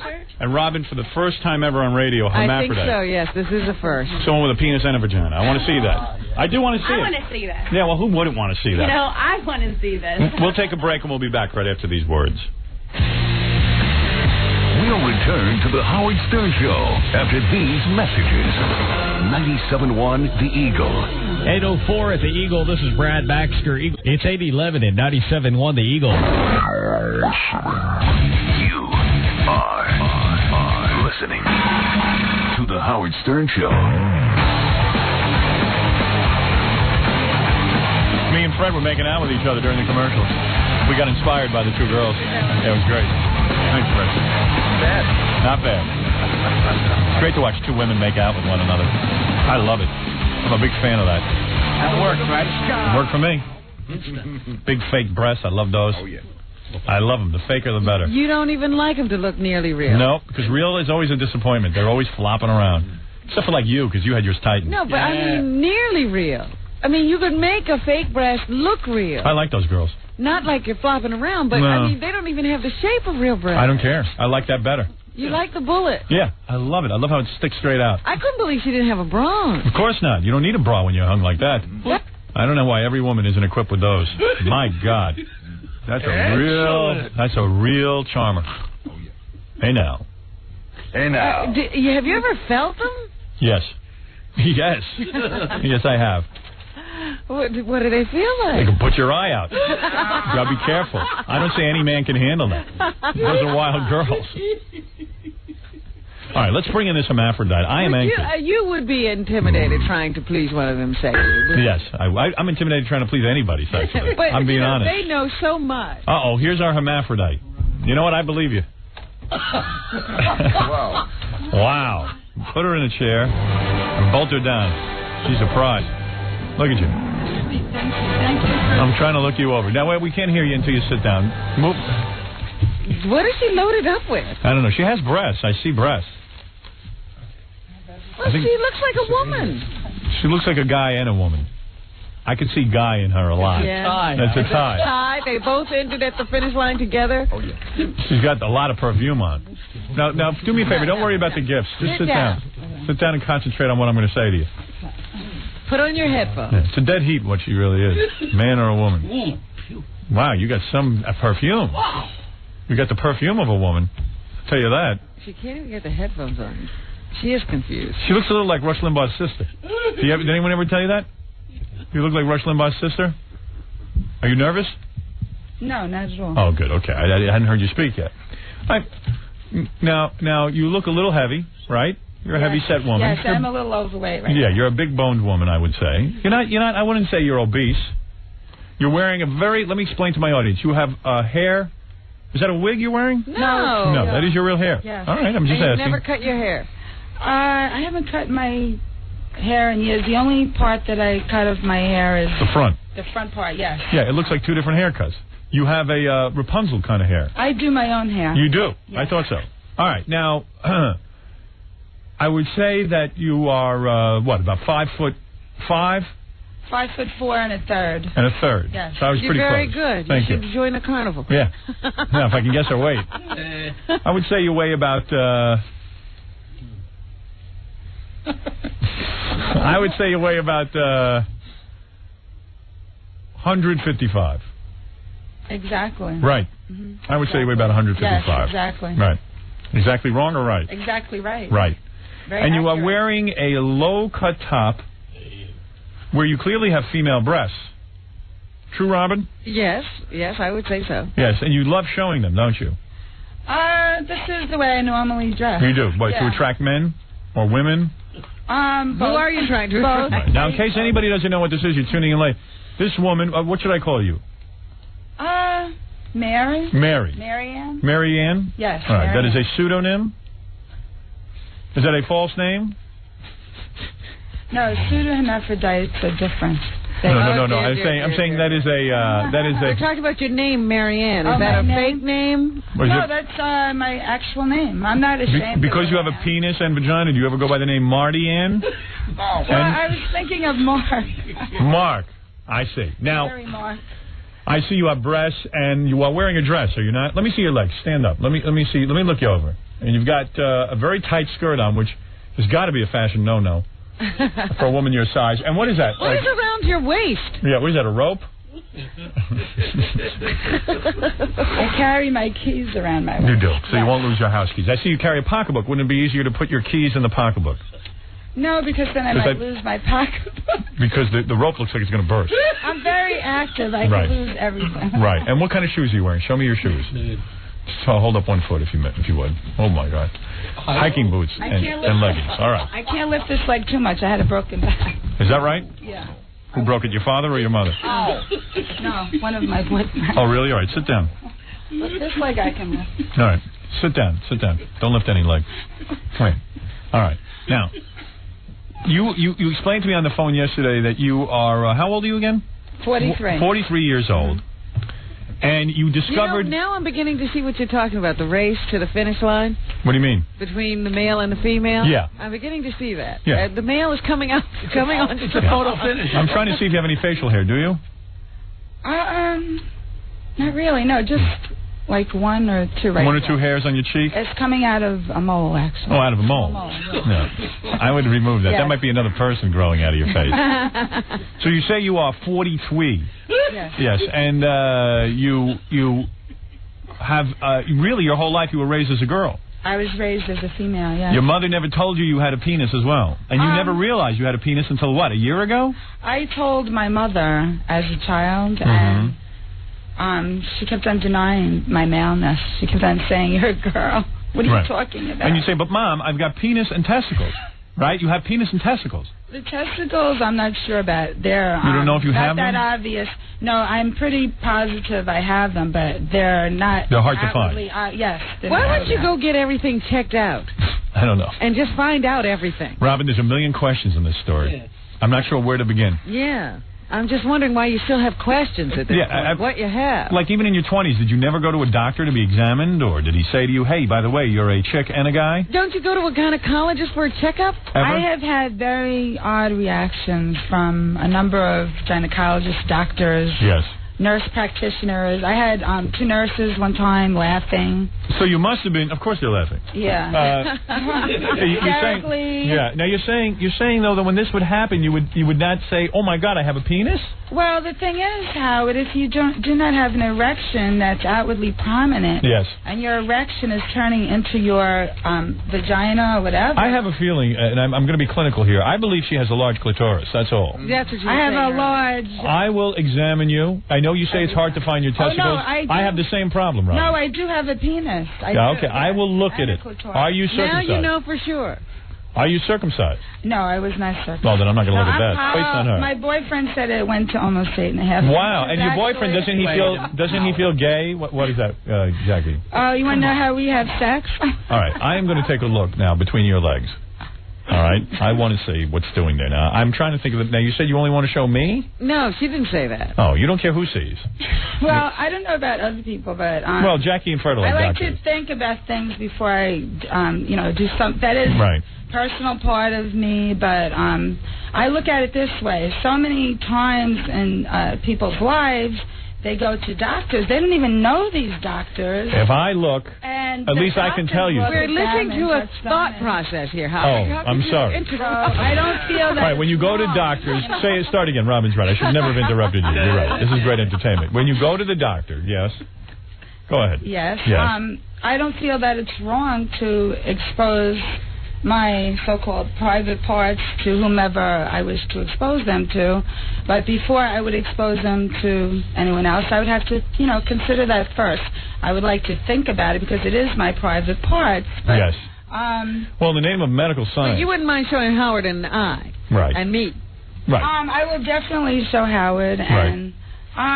yes, if you would like to see also, yes. You would show Robin as well? Yes, I would show Robin. Well, Robin was a nurse.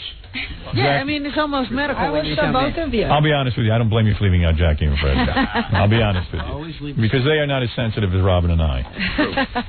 And P.T. Barnum, eat your heart out. So, you're funny. Thank you. There you go. All right, a little levity. It's the 90s. That's out now. Where is your mother? In hiding. My poor She's in the witness protection program. She's still having, my mother had, I'm not even sure if it was breast cancer. They removed my mother's left breast. And just for fun? 33 lamps. You know something, I wonder, because the things I'm hearing about different operation, removing body parts. Yes. It's funny that your whole family doesn't discuss their medical problems. In other words, you don't even know what your mother's breast was removed for, and she doesn't want to admit that you have a penis. She said that she had cancer, but I wonder at this point because she told me she should have castrated me as an infant. Why did she not castrate you if she was embarrassed by your penis? I have no idea. Are you happy to have the penis? Is there sensation? I'm very happy. Are you happy to have your vagina? Yes, I'm happy to have every part of me. You are. You said you had children? Yes. Oh, you did? And didn't your testicles hit the kids in the head when they came out? You want to know? Yes. My second son complained. He had a problem. Yes. No, seriously, he was born blue, and I'm very upset about the fact that I don't know if the doctors were, if this is, definitely malpractice, that my penis is not, and it's not, I guess, in a normal position like yours. Yeah, mine is not in a normal position and either. My testicles are somehow, it seems like they're up into my womanly... yes, in other words, they're buried. Yeah, everything goes up into there. We could probably pull those down today. So, no, don't scare me now. Really, how? No, I'm used to them there now. You're like an elephant with a trunk. We have to just lift them out. Yeah, no, it might hurt. No, I'll operate on you. Dr. Stern take care of you, honey. And I see that, I see that you look more womanly than manly. You know what I'm saying? I can see certain manly traits, but I can see that in a lot of women. You know what I'm saying? Well, you know what it is? It's how you carry yourself. Right. You have a feminine voice, sort of. Are you attracted to both sexes? Yes. You are. So I could do you and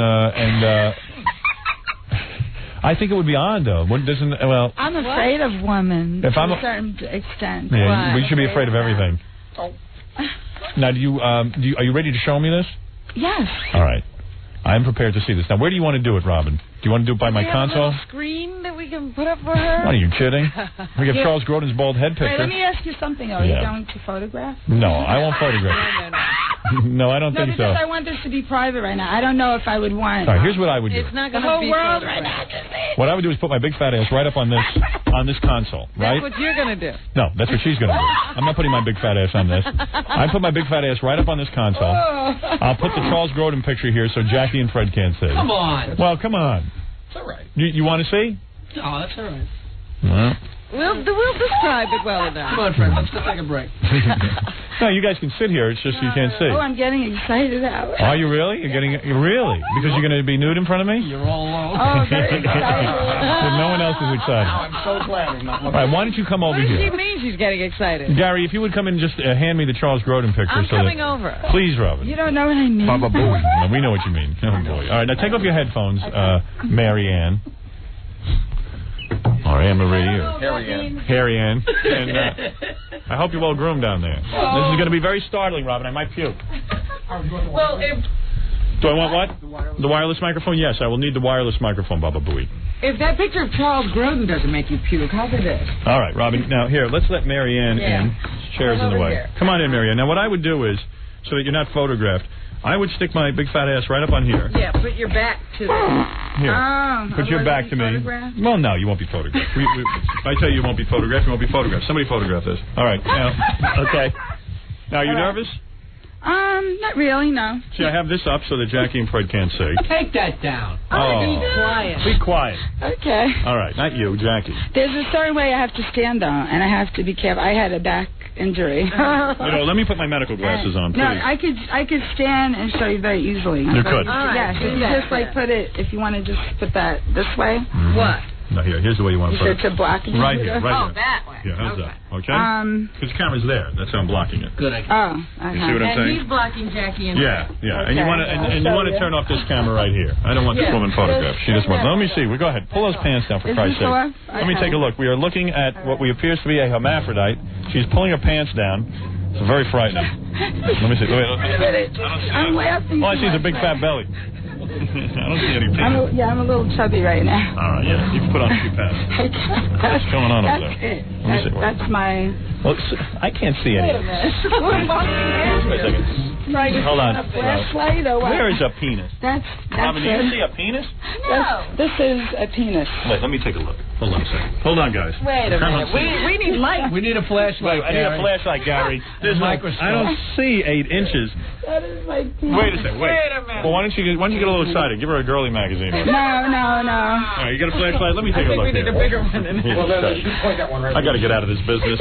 All right, hold on a second. I might have to bring in Dr. Jackie. Dr. Jackie's watching. That's a penis. I got so much hair on my head. That's a penis. Wait a second. Wait a minute. Yeah, Howard. hold the flashlight. That's happiness. All right, let me see. Where? Oh, my goodness. My God. Wait a second, I'm woozy. You have, Can you go back and sit in this chair? What do you need? A napkin? Oh, yeah, wait a minute. Here. Napkins. Uh-oh, I'm a little shaky. Okay, now you believe it? Go sit over there. I don't know what I saw. I think I saw that thing in Alien 3. Robin, I don't know what that was. Go sit down. I'll talk to you about what I just saw. Could you draw it for us? Yeah, I'll draw it for you. It's big nothing. Let me tell you something. Robin. What? What do you think? I think it looks like, you know what it is? It's like those, when people have, like, steam on their mirrors. Yeah. And they think they see Jesus. Yeah. You are, I just diagnosed you. First of all, you are Jesus, yeah. You are 100% woman. No, I'm not. You are a woman. Please. There was nothing there. Oh, I get what you mean. Oh, no, that's my penis. Listen to me. And this is my vagina. Right here, look at it. Yeah, you see it? There it is. Robin, you concur with me? I concur. That's my penis. All right. Robin's got a penis then. Yes. Right. That's a penis. Honey, let me talk to you for a second. It's not my clitoris. All right, honey, calm down. What? I want you to calm down. What? I want you to calm down. Did you see what was doing there? You think I would come here if I wasn't sure that I had a penis? Listen to me. Please. You think... What? All right. Fred, show her your second head. He has 2 heads on his shoulders. So you see it right here. Right there. All right. First of all, you got to join a gym. That's number 1. Your buttocks is worse than mine. Yeah, forget the penis. You join a gym and you join the ladies' gym. Mm-hmm. That's number 1. You put on a few pounds. Oh, I know. I'm happy right now. Right. I'm telling you don't have male genitalia. Go to a doctor. I have been. And he'll tell you that's not male genitalia. I have been to doctors. There was nothing there. No doctor's ever stood up and said, you know what, you're a man. Because she's not a man. Right. A woman. I saw what you think is a penis. That is... Up here Well, believe me. It's a penis. It should be. It's a penis. What are you doing? You're wiping your hands with medical wipes? She's got like baby wipes. It is a penis. All right, listen to me. Okay, can you slow? No, all right. We don't want to. We don't want to hurt your feelings. All right, you know what? It is. You're absolutely right. It is. Don't get upset with us. I believe it is. You know, when people do that to you, Howard, it upsets you. So you know. It is. Yeah. Do you know how long I sometimes? Excuse me. Do you know how long sometimes I have to defend myself to women? I sound just like her sometimes, so I can relate. I have a book to show you. All right. Okay. I don't want to see a book. I've had enough hard enough morning. What is this? What is this book? Okay. High school year. Hoofa. No, in this book it has pictures. That was really disturbing. This is the worst day of my life. When no man has ever. I don't think a clitoris was wrote a. I hear you. I hear everything you're saying. Please. All right, she's taking out a book. Putting her glasses on. No, how am I hurting your feelings? Not hurting your feelings. I'm telling you, you're a girl, and that hurts your feelings? Well, I'm female, but I'm also male. All right. Okay, you are. All right, listen to me. Marianne, congratulations. Would you like to dance at Scores? You are a good sport. You have come down here and shown us something unbelievable. Yeah. I think we're just in shock, that's all. It's the penis. Okay. All right. Agreed. What do you want to show us in the book? Yeah. There's some pages in here that describe the reason that you find it odd. It's not a normal position. It's not my clitoris. I understand. Okay? I'm too embarrassed to. I understand. You don't want to sit here and get aroused. We understand. You know. You know I can bend a spoon with my wind, and people don't believe it. But it's true. Marianne, listen to me. If it pleases you, I will say that you are a man and a woman. I don't want to hurt your feelings. I am a man and a woman. Yes, you are. And clearly, we have seen that. I don't want to hurt her feelings. No, not at all. She's been very gracious to come down here and join our show. Very brave. Why were you teasing me, though? And it's a show. It's a comedy show. You know that. It was real. Sorry, it was sorry. absolutely real. I'm just a little bit sensitive about it. You shouldn't be. Of course. You shouldn't be. It took a lot for me to come down here. Absolutely. But I'm glad that I did. I'm glad you did. Robin, are you glad she did? Absolutely. I'm very happy. Jackie and Fred, are you glad she did? Robin, you sounded like my mother there. It's not a penis. I was showing her. I am not like your mother at all. It absolutely is. At one point, Robin jumped like she saw something. Oh, she definitely saw something. I saw God. Yeah. I can show you everything if you like, but... That's okay. I saw enough. You know, Jackie is a man, a woman, and a zebra. Don't tell her. He has a different medical condition. My mother doesn't believe me either. Listen, we're on your team. Whatever you believe, we believe. Marianne, congratulations on coming down here. I can certainly understand how her mother would... Right. Mistake. Let me say that. Yes, absolutely. That proves it. What's she got? She's got a book where it shows what it looks like. Let me see. Does it? That's correct, Rob. It doesn't look like Let me see. Yes, let me see. Yes, absolutely. Now I understand. Is that what hers... Is it a direct drawing? Absolutely. Yes. See, Robin, she's a man and a woman. There you go. All right. Okay. I want to... Wait a minute. Leave that book open. I want to take a look at that. All right. Okay. I got to take a commercial break. I want to thank Marianne for coming down here and making my day. It was an exciting... I'm very happy to. Even though you teased the hell out of me. Well, it's good. It's well, you know, we have to keep the show light. Yeah. We have to keep it light. Obviously, you are... Obviously, we're on your team. I see you getting very upset. No, the upsetting thing is to be like this your whole life, and people saying you're female. I know that I'm male also. All right, I believe you are too. How does your maleness, I mean, you keep saying that like there's a real feeling that goes along with being a man. Yes, of course there is. Of course there is. Feeling mostly of nausea. No, my maleness was taken away from me. I enjoy doing a lot of different... As a matter of fact, I even drive tractor trailers and things like that. Do me a favor, stay out of both of our men's room and women's room. Well, you know something? I feel kind of guilty about that. Yeah. I don't know which restroom that I should use. You know, it's you should use the one at home. I stay home. Stay home. Yeah, according to my mother, I guess I should. Yeah, absolutely. That's the best place to go. Now, do you have a boyfriend right now? I have... a couple of boyfriends. Right. Well, I'm sure they're... And I have a girlfriend, but... You mean a girl you have sex with? No, I don't really have. I haven't had. Why does this woman have multiple partners? I only have one. I haven't had sexual intercourse with a woman yet, as far as I remember. Yeah, don't keep trying. No, I haven't even tried. Really? I haven't tried. All right. Well, listen, it's a fascinating story. It really is. But you're sweet on this girl, too. You Yeah. look like you're sick. I am sick. I'm gonna throw up. Why, did it look that horrible? No, it actually looked very beautiful. Oh, please. I saw it from over It was very beautiful. I'm just Marianne, kidding. yeah, congratulations. And I appreciate using handy wipes. She's wiping her hands clean. You won't be insulted if I don't shake your hand, will you? No, I'm just kidding, of course. I don't think I'm kidding. All right. We're going to take a break. I want to thank Marianne for stopping by. This truly was unbelievable. Sure, I'd like to come back another time. You would? I enjoyed it. Yes, I enjoyed having you here. And Robin, there you have it. Our first hermaphrodite. Our first hermaphrodite. And we're going to take a break. And now I'm going to go recover. Don't throw up now. All right, we'll be back right after these words. More to come when the Howard Stern Show returns in a moment. You're listening to a man who wishes he had both a penis and a vagina. Howard Stern. I've had it with women. I'm going gay. Yeah. It's a penis! All right, whatever.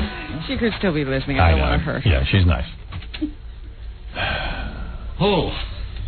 What do we do now? How about we go home? On living. Let's go home. Yeah. Something wild. You know what? I'm ready to have sex with all three of you. Yeah. I'm not. I don't want to see another person's private parts ever again. It's really not what I want. Look. Yeah, I don't want to see a guy. Anything. I don't want to see a girl. That's why they should be private. There's a good reason they call them private. There are guys who are asexual. I think I'm becoming one. I have no desire for anybody. Oh, my God. So, want me to do the song? Yeah, do something to take our minds off this. She could cure a rapist. Oh, my goodness. Wow. Amazing lady. No, look, what can I tell you? I don't want to ruin somebody's day. Well, actually, I do, but... No, let's talk about it later. All right, we'll talk about it later. She's not around. Yeah. It's on the radio. No, I mean... Maybe I was just holding the flashlight in the wrong place. Oh, you were very funny. You didn't have it in the right place at all. When I bend over, my hair goes in my face, and I can't see a thing. So I have this big veil in front of my eyes. It was such a funny I have such hair. So funny. I have such a mane of wild hair. Yeah, because you didn't know where to put the flashlight. And now with my glasses, I can't see up close. So it's like, I don't know what I was looking at, but whatever it was, it looked like Alien 3. When they finally show the monster. So I don't know what was going on. I was relying on your good vision. Yeah, I finally had to take the flashlight right. to get it in any kind of position at all. Right. Me and Robin bonked heads. That was funny. It was a mad scramble. Wow. We were crowded in there. Wow. Oofa. Well, you know, I feel like I've shared something very significant with you. Wow. I wish we hadn't. I know. Maybe we shouldn't have done. You know what? We are way too open. Right. You know, we'll try anything, and that's stupid, because then we get into positions like this. Yeah, now I'm not going to want to be with my wife for a month. Right. Right. I was almost starting to like giving oral sex. I looked and I said, why do men have sex with women? That's right. Did you see what I see? Do you see what I see? Oh, my goodness. I'd rather see childbirth. That's frightening. Yeah. Oh, when I saw childbirth, I couldn't have sex for like 3 months. 3 months, 6 months. Oh, it is hideous. You know how people say it's beautiful? It's not. I told you about the time, the first time we had to see a woman deliver, and one of the girls I was in nursing school, and one of the girls who was standing next to me was standing there with her eyes closed. Oh. And then all of a sudden she opened her eyes and she fainted. Just dropped right to the floor. I said to my wife, I know you're testing me to see, I should be in the delivery room and we should do Lamaze and all that kind of stuff. And I said, you know what, you're making a big mistake because you're my sexual object. You want me to remain interested in you. And to see a human being coming out of you. That is like a monster movie. And I saw it the first time, and there's blood and ripping and blue and colors that umbilical and stuff, blood pouring out, and it's like you just want to kill yourself. And 5 people inside there. Yeah, with their arm up. I mean, I want to be in the lobby with a Heineken. You know, and then they tell me I have a child. Yes. I mean, that's, you know, women should be discreet. That's when it's beautiful. You know who's a great woman? Dee Snider's wife. Her name is Suzette Snyder. Dee doesn't go into the delivery room. No way. And he has never really seen his wife go to the bathroom or heard her go to the bathroom. So I told that to my wife, and now my wife does close the door and she goes to the bathroom, but you can hear, she's like, second she sits on the bowl. Right, yeah. So it's like I might as well be in there with her. Oh, man. Go downstairs. What is she supposed to do? We have bathrooms downstairs. When I'm upstairs, go downstairs. Why don't you put music in there? We're on vacation, and she says, "Oh, I'll be right in." Now she goes, "I'll be right in." I know she's disappearing. So she goes, we had 2 bathrooms in this suite we were in. Right. And there's a bathroom that was, then she disappears. I go, well, she disappears for 30 seconds. She's peeing. That's fine. And now it takes longer. And then she's gone 2, 3, 4 minutes. And she says, okay, I'm ready to make love. And I was like, ow. You know, ooh. I really don't, I'm just thinking about what you just did. She goes, I didn't do anything. And I go, no. Why don't you be honest? I know what you just did. Why don't you go bathe? I'm not going to go bathe. I said, let's skip it tonight. Even if I'm in a room with another person, you know, and they're right outside, I turn on water. I don't want anybody to know what I'm doing. No. Well, don't turn on water, because then you'll be louder thinking they can't hear. They'll be able to hear the water and you. No, I'm really still quiet with the water going. Really? And I hope the water makes a lot of noise. I hate those quiet faucets they now have. Wowee.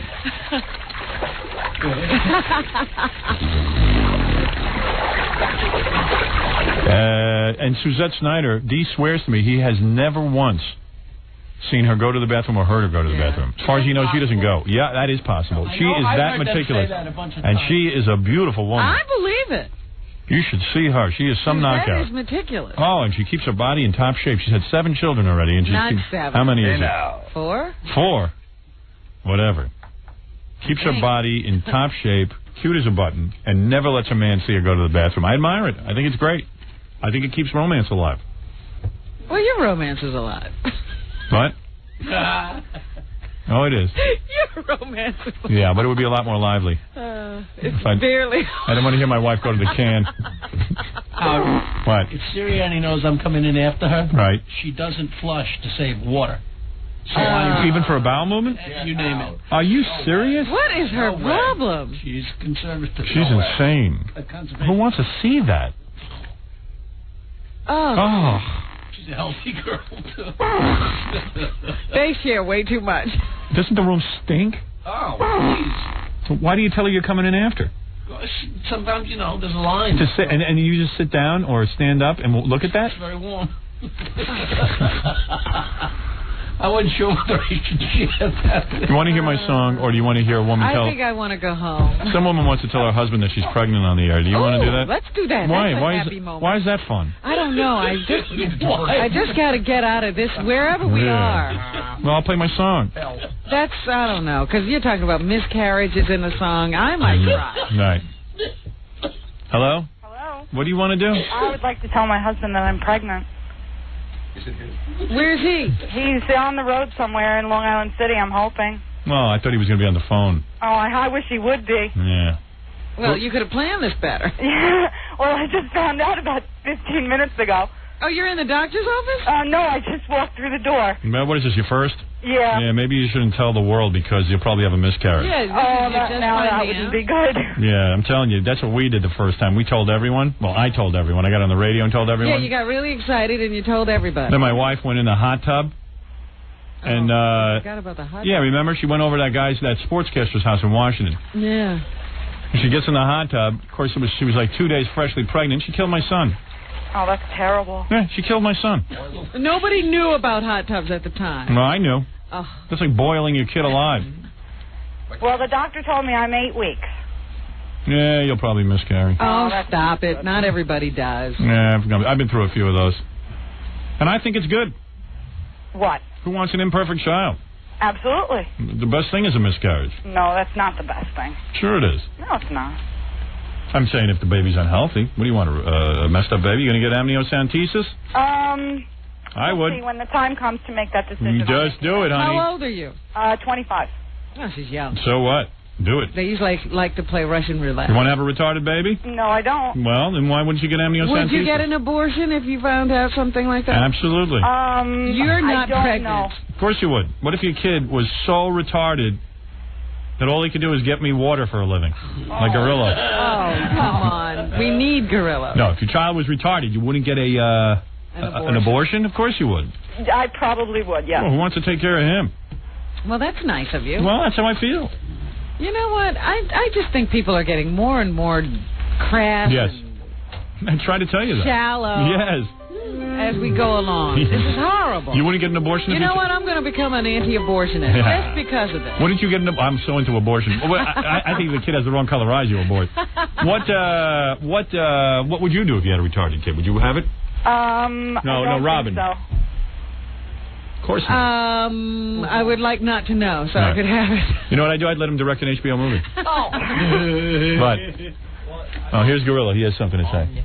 Like, I knew my kid had an IQ like Gorilla's, 93. I'd abort. 8, thank you. 98. Sorry. They don't do IQ tests. I wish they could. What if he was a good guy like me? What do you want? I was just telling a story in the office how, like, when my mom had a miscarriage. Yeah. And I was, like, 11 years old, and she didn't tell me what happened, but she, like, freaked out. And she, like, I guess she was losing it, and I was like, Mom, can I help you? And she, like, beat the crap out of me, and, like, that had dragged me out of the house, and I didn't, like, find out until I was, like, 18, and she had a miscarriage. Who cares? Get out of here. What kind of story is that? Are you insane? I was told to come in here. By who? John. John? Would you go on John's show? Get out of here. It's the stupidest story I ever heard. Horrible. His mother had a miscarriage, and he didn't know. And she beat me. Alert the media. I had to be dragged out of the house. A dumb story. What's that got to do with what we're talking about? Who knows? I don't know. Someone told me to come in. I think I had a story. I don't think I'd have an abortion. Yes, you Under would. any circumstances. Liar. Don't know yourself. Oh, don't know myself. Don't know yourself. You would have an abortion so fast. You wouldn't even hardly know you were pregnant. Howard. You would have it in the 3rd trimester? Look, I would never have an abortion. I just don't think I could do it. There you go. We'll see. I hope you get I'm not getting pregnant. That's why I've never gotten pregnant. Do you have your tubes tied? No.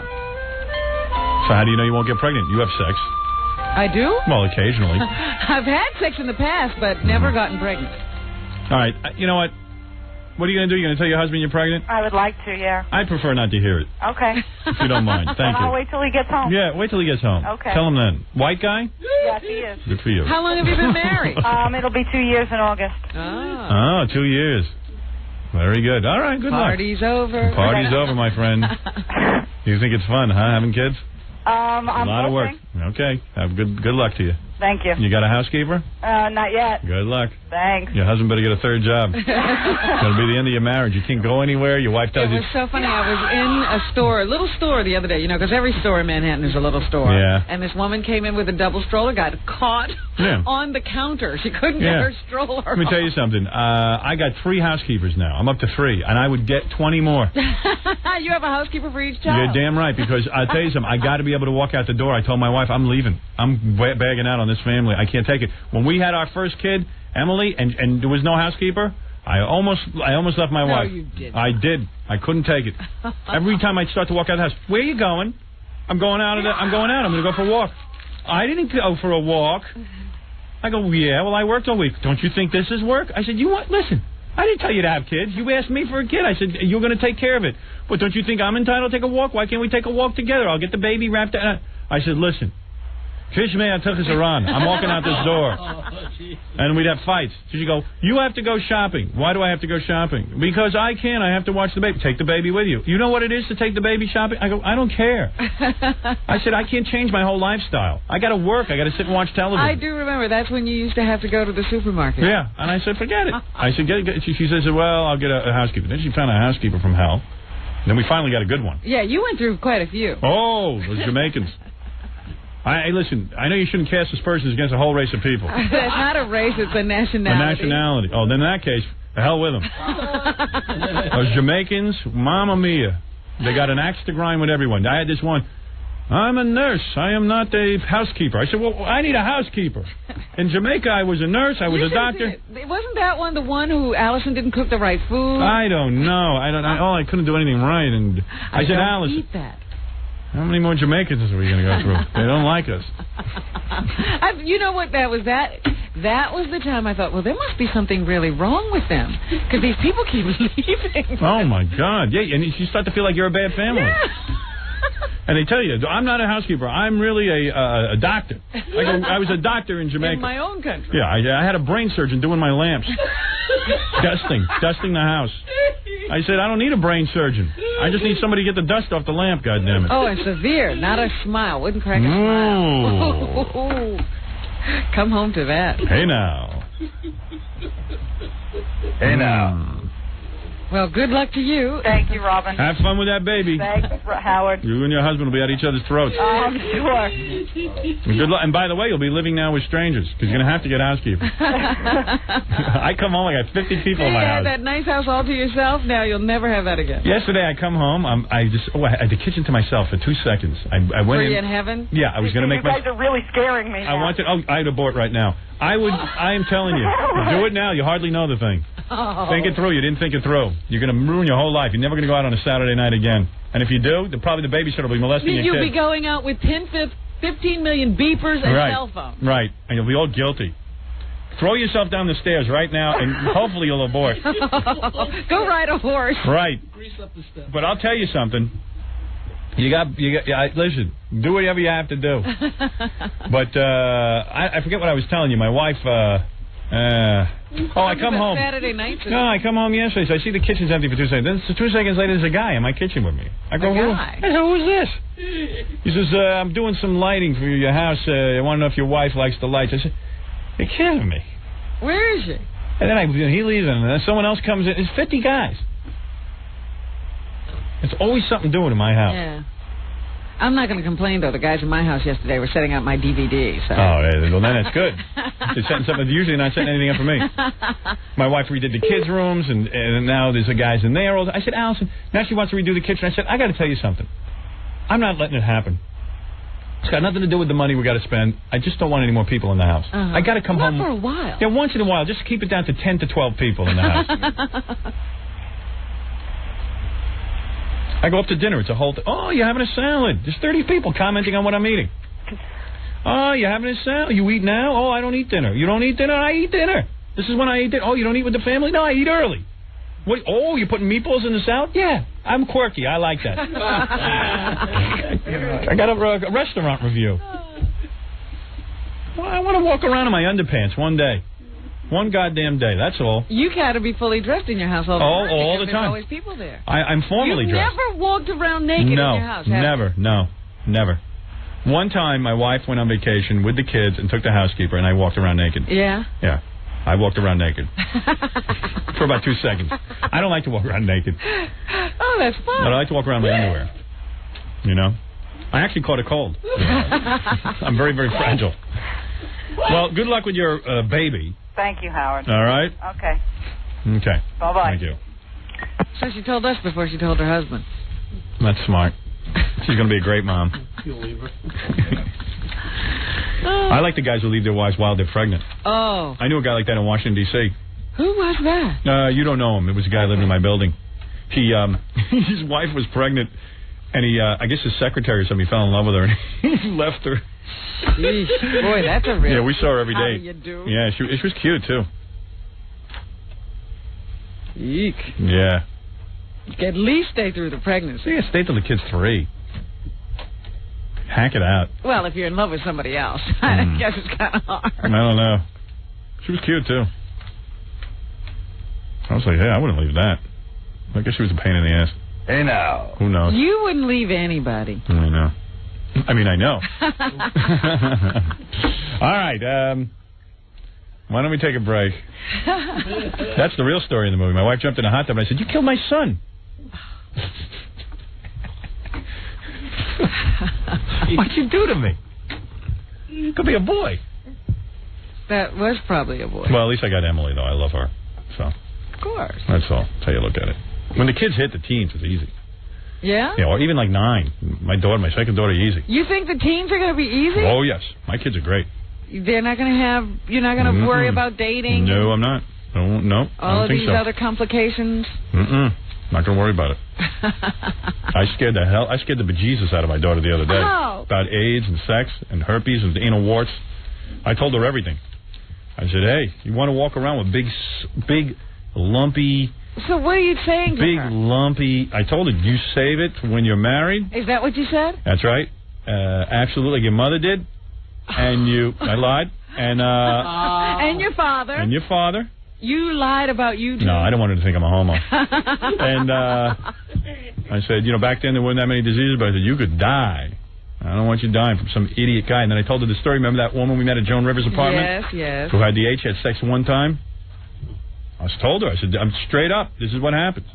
You didn't tell her about condoms. You told her about abstinence. Right. That's correct. Because abstinence, you can still get vaginal warts. Abstinence? I mean, with condoms. Condoms. From the testicles. Hey, now. I straight with the kid. You know? So you want your daughter to be a virgin when she marries? Yes. I hope she don't marry.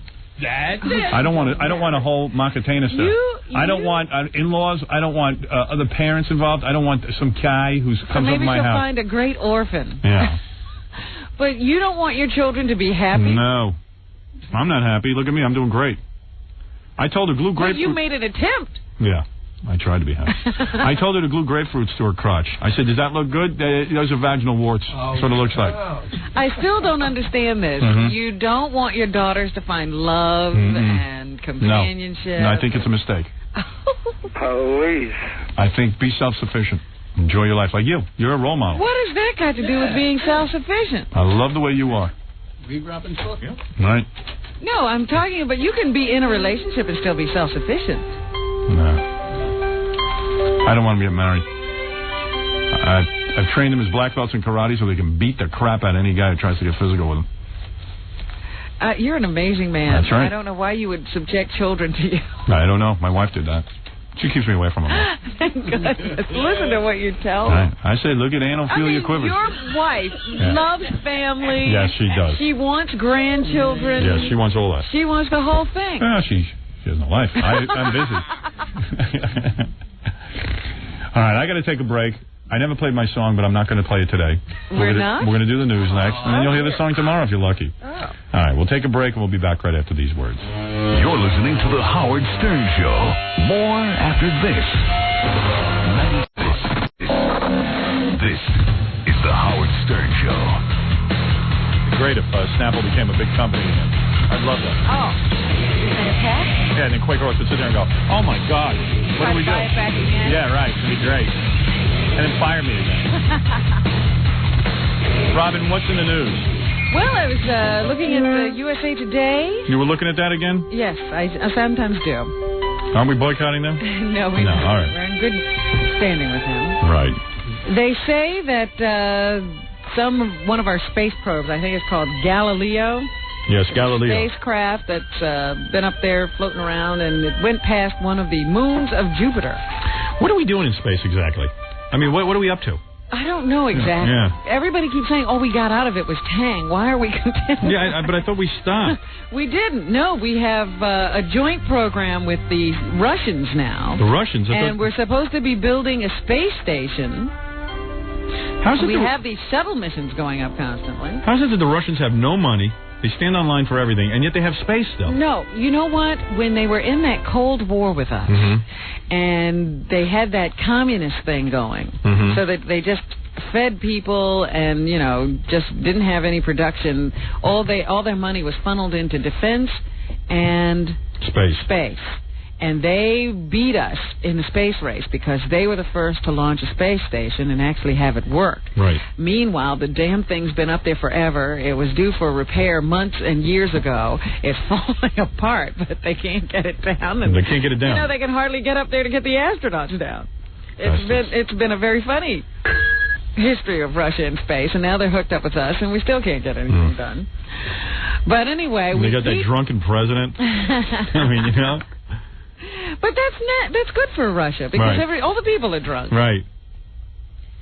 They now have seen the makings of a planet, or at least this moon, that could support life. Ooh, good. Finally, I can get off this planet. I'm sick of it. Get away from Fred and Jackie. Jupiter's moon, Europa. Has a saltwater ocean that may be brimming with organic chemicals and churning with undersea volcanoes, all conditions that could support life. Great. Because we got to get off this planet. So there you have it. There it is. At least you are the one who says that there's no life in outer space. There isn't. There's no life on that planet. They don't say that there is or isn't. They say they have no evidence of life. There could be, some microorganisms in the ocean or something like that, but it's the same conditions under which life was created here on Earth. I am telling you, there is no life in this universe besides us. Why is that? I just know it. I just know it. It doesn't exist. Why is it existing here? I don't know. I don't know. But this is it. This is the only planet. It's ridiculous. Oh, yeah? That's a ridiculous supposition. I do not believe there are aliens or any other planets populated by any kind of alien life. Alien life? Could be life just like us. Right. I don't believe it. I do not believe it. That's all I'm going to say. Very good. Do you realize that the part of the team that discovered the Hale-Bopp comet, this Alan Hale, yes, who is a scientist, is unemployed? Of course. Big deal. He discovered a comet. What am I going to do with that information? He's taking to the Internet to express his displeasure with what he calls a lack of opportunity for young scientists in the United States. Well, excuse us. I mean, why don't you invent something good? Hale is a Ph.D. Yeah, he wants to sit around and look up in the sky, and I should pay him for that. And so invent he's something. Looking for... People who are non-productive always want to be paid. Do something for Guarantees he's just looking for a fighting chance. So join a lab and invent something, or do research. What do you want from me? Maybe he can't find any... he says he's unemployed. He obviously can't find anybody to employ him to do that. Oh, please. And he's not a very good scientist. The world needs scientists. One thing, if you are a scientist and you can invent stuff, companies love you. Come on. This guy, I don't know what... He's whining he can't get a job. Have you ever heard of Doug Engelbart? Yes. Who is he? Doug Engelbart. He works for E. Jackie's right. He just bought the company, Disney. No. Doug Engelbart? You are tied into this guy in such a big way you don't even know it. This guy has made your life an incredible thing. This is the guy who invented the vibrator? No, something you have in your hand more often than that. Oh, did he build scores? Is he your boyfriend? No. This man invented the mouse, the computer mouse. Oh, Doug Engelbart, yes. Yes, you should know that name. He's meant such a lot to you. Why didn't he name it the Engelbart? What a freak. The Massachusetts Institute of Technology named him the winner of its prestigious Inventor's Prize. Well, there you go. There's a scientist working. He has 20 patents to his name. Right. And the patents he holds have paved the way for email. Wow. Computer Windows, computer networking. White guy, Robin? And the Internet. White guy or black guy? Engelbart? Yeah. What would you say? Take a stab. White Take guy. a wild White guess. guy. The award and half That's not a Jewish name, $1 million that go along with it will be presented today at the Smithsonian Institute in Washington, D.C. I think since we know the names of all these rock stars and all that, we should really know the names of the people who, have an everyday impact on our lives. Doug Engelbart. Thank God he made the mask. Now we can get to JackieJokeman.com. He's responsible for that in a big way. Yeah. He also developed the technology for the Internet. Is that right? Yes. Smart guy. Very smart. There's a guy working. So there you go. Good for you, Robin. Doug Engelbart. I want to drum that name into people. Is he a You shouldn't billionaire? only know the names of people who sing stupid songs. What? Must be a wealthy man. I would imagine so with those kind of patents, wouldn't you? Absolutely. Who do you think's richer, him or Ivan Reitman? Wow. Him. Tough one. Yeah, I really haven't had a chance to look at what he did with that patent. Right. He might have sold it away for nothing. Right.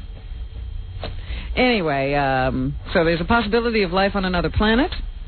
And we got the Hale-Bopp guy who's unemployed and one inventor who's raking it in. Yeah, I'm crying for Hale-Bopp.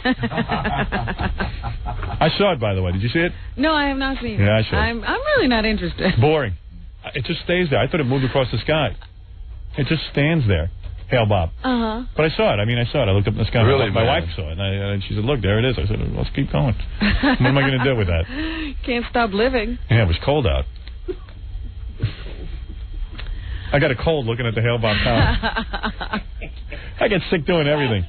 Of course, the big news yesterday on alternative rock stations, anyway. Shut up, Jackie. Yeah. Was the breakup of Soundgarden. That's right. Great band. It's a very great band. Why don't you give people an example of their music? Black hole sun, won't you come and wash away the rain? How's that? That's good enough. Glad they broke up? I don't have any examples there. I thought you might just have a CD or something. Oh. Why aren't you prepared? All right, here we go. I am prepared. I'm pregnant. I'm pregnant. I can't believe it. I know. I can't believe you made me do that on the air. Forget about it. I'm sitting here in total... Beautiful. Beautiful. That was not Soundgarden. That wasn't? Cheers.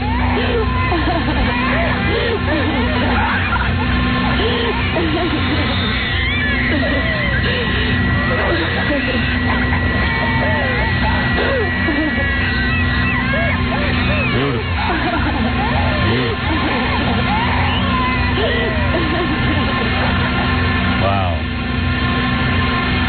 Very dramatic. Could I have some Soundgarden now? I don't have any Soundgarden. And nobody in all that time could bring one in. You have it? Thank you. Oh, here we go. I'm sad because my goat just died today. That's good. I'm sad. My goat just fell in the hay. Hey, we're all sad.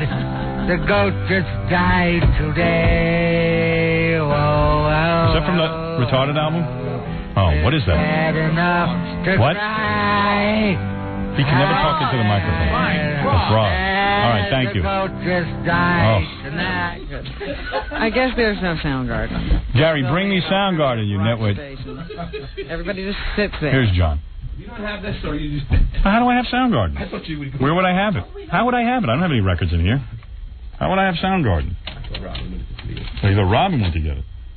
He's going to yell at me. Like 1, 2, 7, all right. 6, they're all fine. 1, 2, 7, 6. Thank you. Is that John Kempis? 1, 2, 7, 6. All right. Thanks for the help. Heard the news today. I count the Moog today. I count the what? I don't know what he counts. I thought it was the moon. No.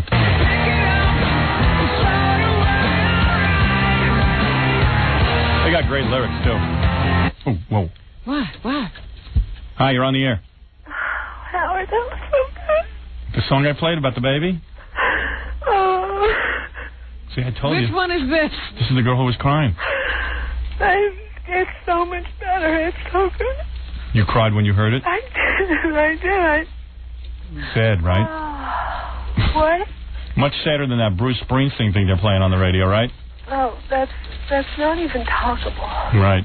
I mean, that's very good. It really is. And just the one lost pregnancy with a baby in the end is just a killer. He fixed it. Yeah, I fixed it. I know I fixed it because I got chills during it. It's good. It's really Thank you. good. I think it's very, very, very good. Thank you. Okay. God bless. Thank you. God bless. Hey, Howard. Yes. Forget it. I can't even. No, you try. Go ahead. Tell me what. God bless. No, I think you should play it 8 times a day and make everybody cry all day long. Yeah, I might add into heavy rotation. It was better than the Jerry Maguire sad song. Oh, please. Yeah. Please. It's much better. Thank you. Police. Thank you very much. Thank you. Bye. Bye. I would like to meet that lady. That's the one who has to be on medication? Is it? I think so. Oh, dear. I'm not sure. Let's get back to Soundgarden. I'm going to get the story out if it kills me. All right. What's the deal? Why'd they break up? Do you have any info? No. Oh.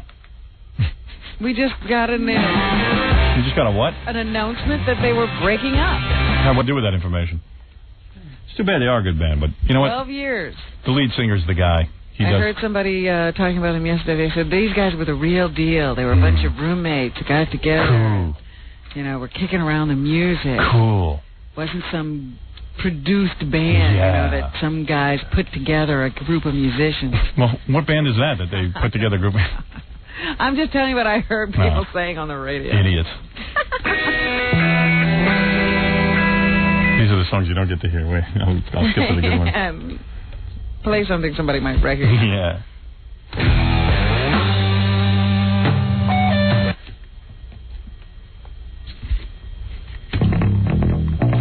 Like any album, there are good songs and bad songs.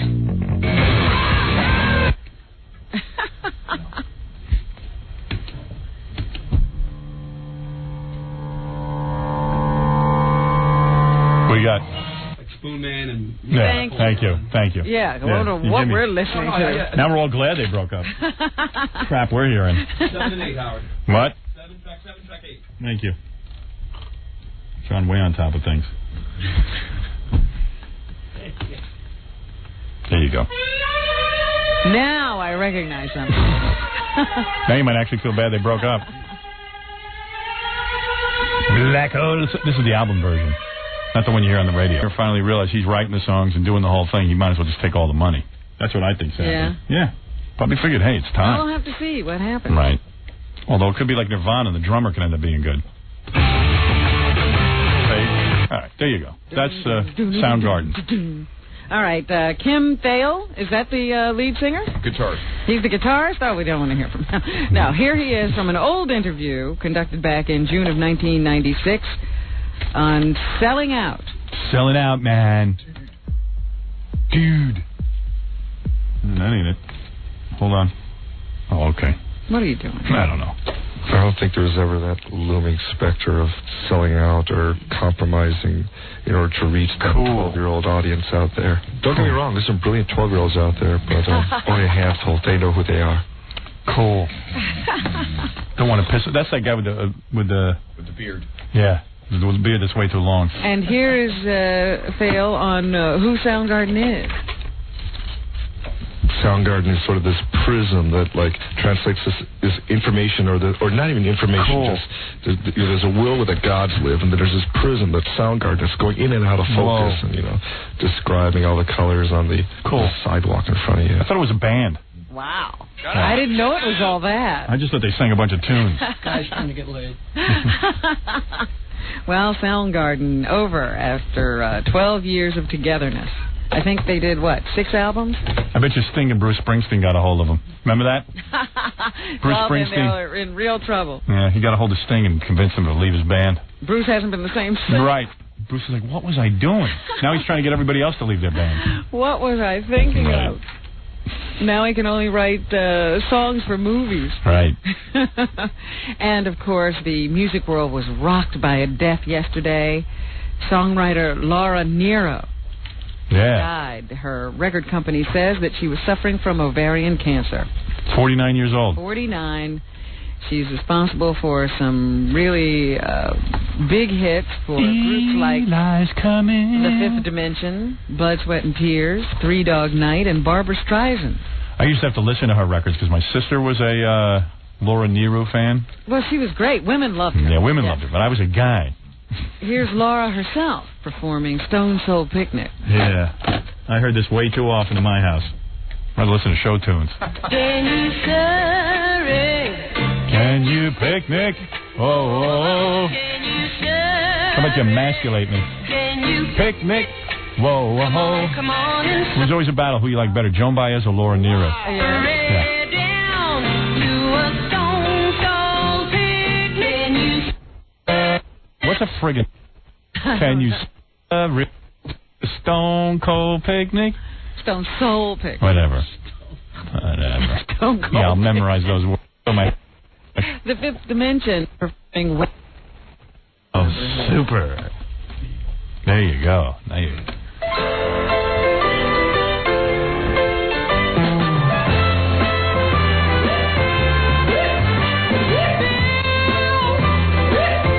I love you so I can't let go. Look at you and see the passion. Oh, I hate Fitz and Master. The only guy I liked was the big fat guy with the beard. You didn't like Aquarius? Come on, when they sang those hair songs. You loved them. Where are those guys? They're in the fifth dimension now. Yeah, so is she. Oh. Oh. So anyway, goodbye to Laura Nero. See you, Laura. A suspicious 2-alarm fire broke out early today in a building that houses the Harlem offices of the Reverend Al Sharpton, a mayor candidate for the city of New York. Not really. What do you mean, not really? He ain't winning nothing. Nobody said he had to win to be a candidate. I'm a candidate, too, then. I got as much chance. The blaze began shortly after 2:30 this morning. The fire department says flames tore through the first and second floors of a 3-story brick building on Lenox Avenue on 125th Street. A spokesman for Sharpton's campaign said flames damaged Sharpton's office. The fire apparently started on the floor below. So, they say the fire's suspicious, but they don't necessarily think it has anything to do with Sharpton. He just happened to be. His offices were housed in the building. Probably the white man. The sister of accused Oklahoma City bombing suspect Timothy McVeigh may be called to testify against him. Really? He and several of his friends are among the 327 names on the prosecution witness list obtained by the Associated Press. Notably missing from the list are 4 FBI agents who are under investigation for allegedly mishandling evidence in the Bureau's crime lab. Oh, no, not again. I know. We keep having these problems with these investigations. What is going on up in our skies? A possible missile sighting near New York City last month is pumping new life into one of TWA Flight 800's theories. The National Transportation Safety Board is examining pilots' reports of a missile sighting the night of March 17th. Wow. Newspapers in Minneapolis and St. Paul say crews of 4 different passenger jets reported the sightings. The possibility that a missile was responsible for the explosion of TWA Flight 800 last July has not been ruled out. But investigators also say a bomb or mechanical malfunction may have caused the blast that killed 230 people. Who's shooting missiles around New York? I don't know. Nancy, get that mortar off the jetty. A masked man who attempted to rob the Fleet Bank in Mount Kisco stabbed himself to death when police drew guns on him. Oh, great. Well, that's good news.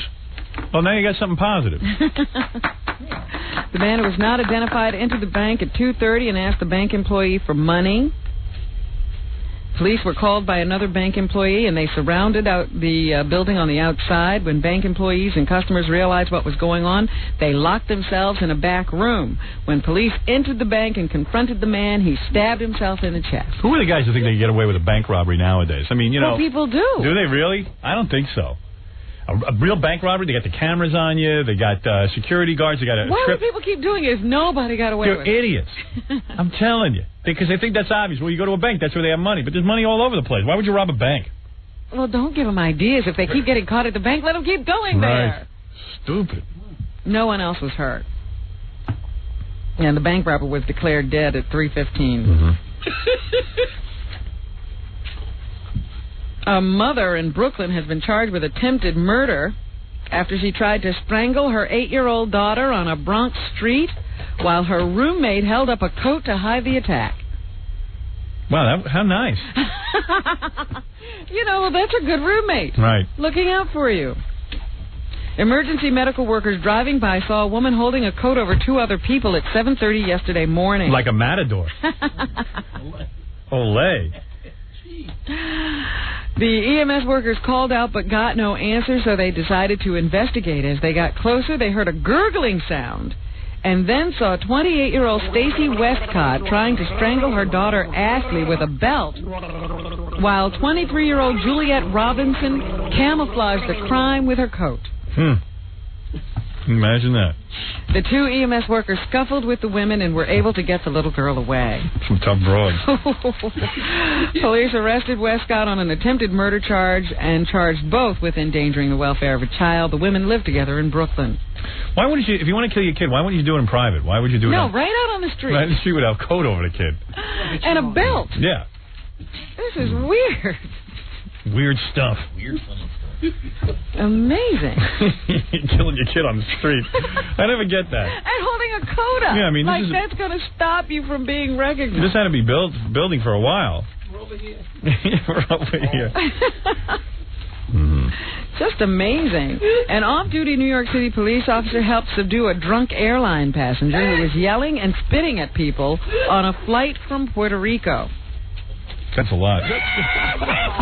They don't tolerate any nonsense on these airplanes. I don't blame them. Right. When I was on my way back from California, we were sitting there, and all of a sudden they escorted, they had pulled away from the gate. You know, that little thing that you walk on, that jetway? Yeah. And then all of a sudden we noticed the plane was moving back, and we thought, well, what's wrong? And they opened the doors, and the next thing we know, we saw them just ushering this girl out, and they were like, is this yours? Is this yours? They were, just boom, boom, rushing boom. her out. Yep. And finally, Kathy Lee, she's a big busybody. She said, Kathy Lee Crosby. Yeah, Kathy Lee Crosby. Yeah. Said, what's going on? So one of the flight attendants told us the girl was sitting in coach. And before the flight started, she called over one of the flight attendants and said, I just had my appendix removed, and I was released from the hospital 2 hours ago. Yeah. So I need to be in first class. Oh, yeah, right out. I mean, what an idiot. Right out the door. Right through right off the plane. What are you, insane? Get out in first class. Oh, you need to be in first class, you pay. I need to be in first class. Yeah, right out. Cuckoo birds they throw right out the door. Oh, I never heard of such a thing. That's how life should be. But anyway, authorities say a 33-year-old man named Hiram Candelario of Yonkers began yelling and spitting while TWA Flight 21 to New York was somewhere over Bermuda. The flight crew was unable to restrain him, according to the Port Authority. So this officer who was on the plane, he identified himself as a police officer and tried to settle Candelario down, but the man allegedly swung at him and scratched him on the forearm. That's when the flight crew and the police officer used plastic handcuffs to subdue the guy. Port Authority police met the plane at JFK International Airport as it arrived last night. Candelario has been charged with third-degree assault and disorderly conduct. Yeah, you won't see that guy for a while. They don't mess around with planes. And he won't be on any more planes, I'm sure. No. Bob Guccione Jr. has been found guilty of letting the offices of Spin magazine turn into a raucous, locker room-style boys' club where sexual harassment ran rampant.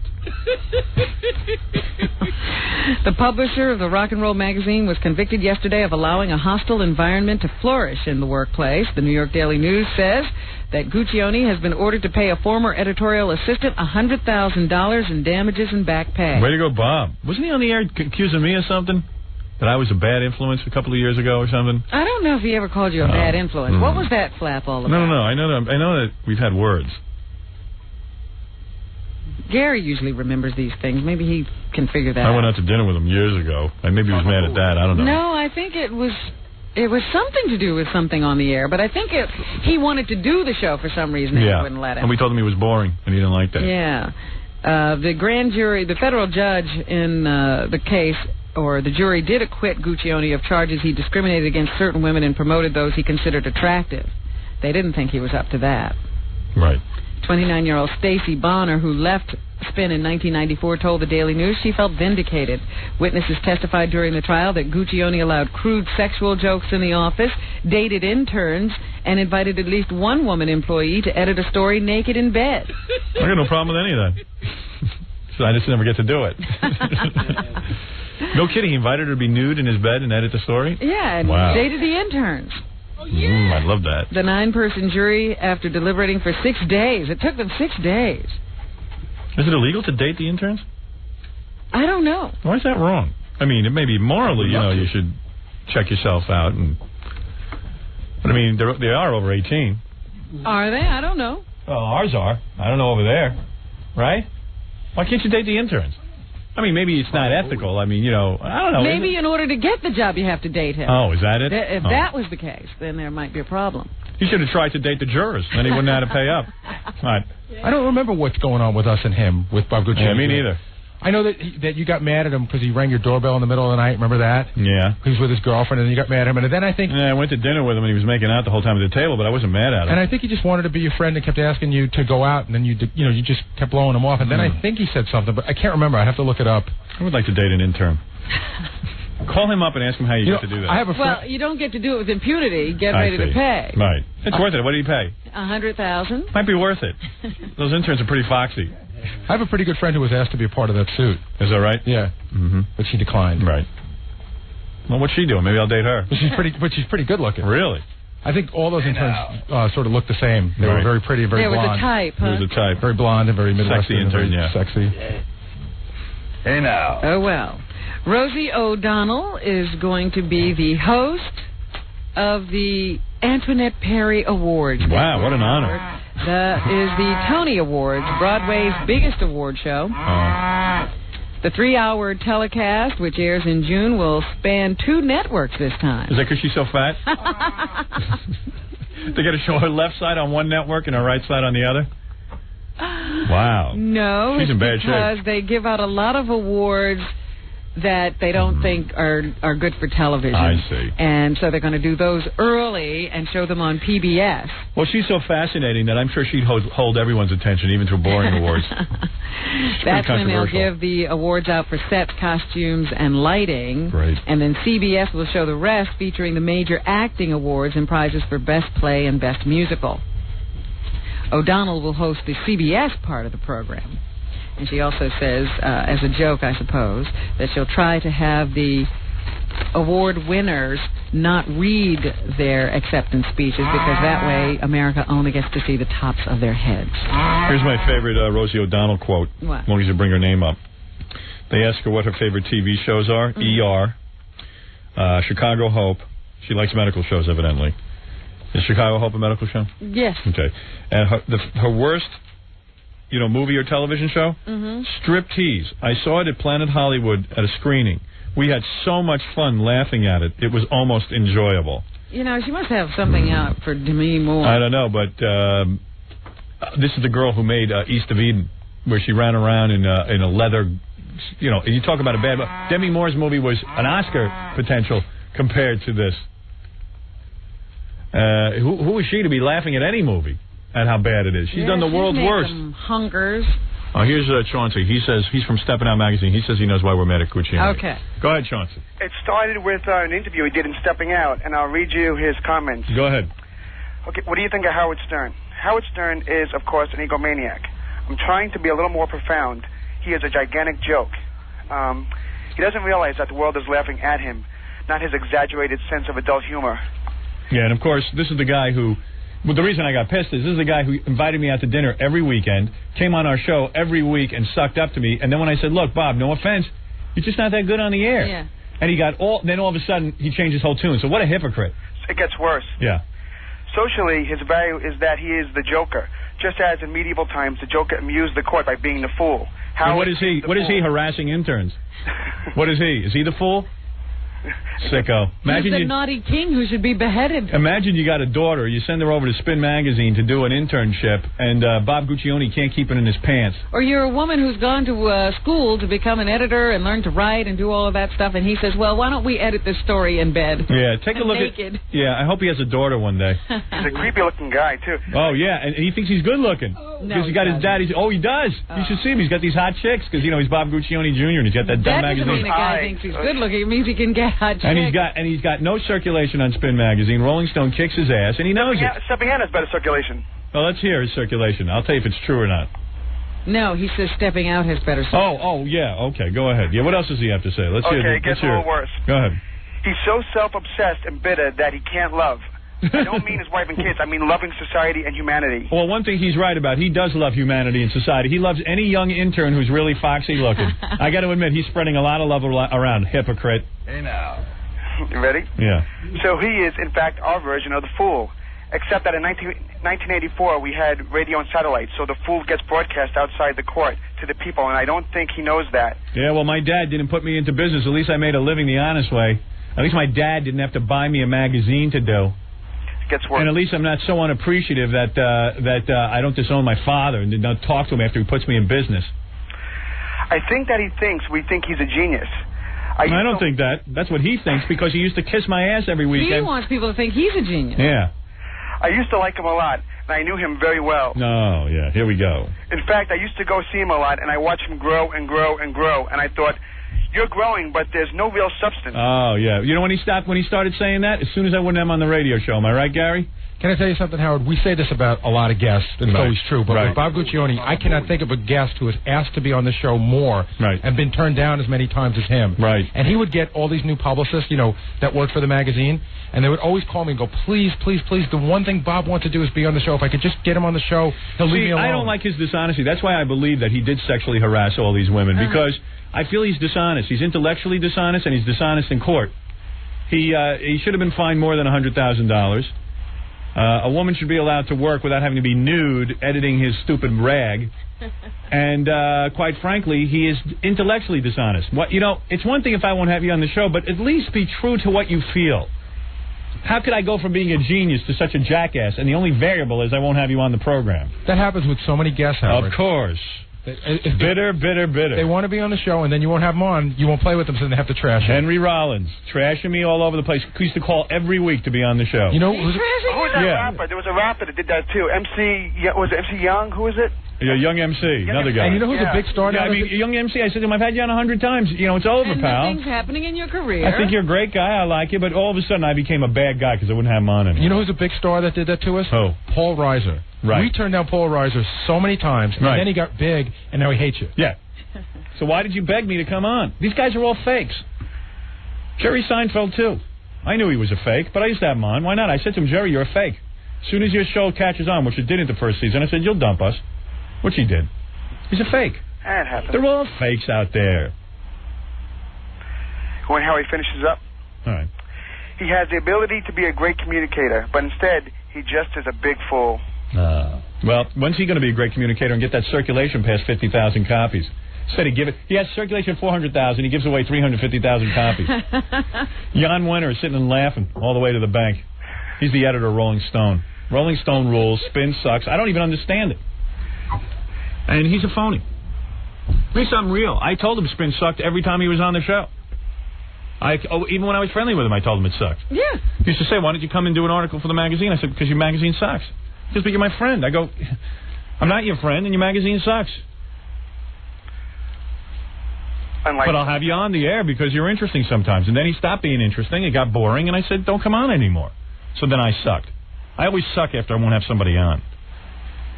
Henry Rollins calls here every week to get on. I won't have him on. How did he bash you? He goes around talking about all other DJs are funnier than me, and they're more outrageous than me, and, you know, he just bashes me. I'm going to have Steve pull all his records off the Infinity Chain.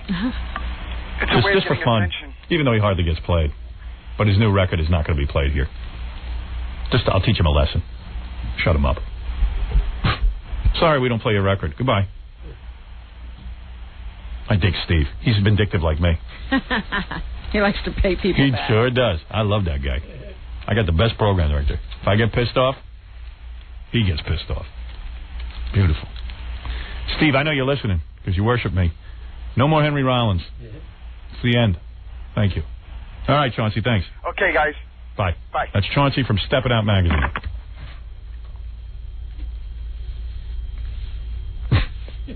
Do I have any friends?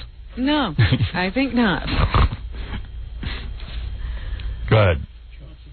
Chauncey, yeah, that's my friend. Chauncey. You're so lucky. You do have Chauncey. Did you hear about the 89-year-old man who was sort of being held hostage in his house, and these guys turned it into like a drug den? Really? Yeah. That's wrong. Happened right here in Cambria Heights, Queens.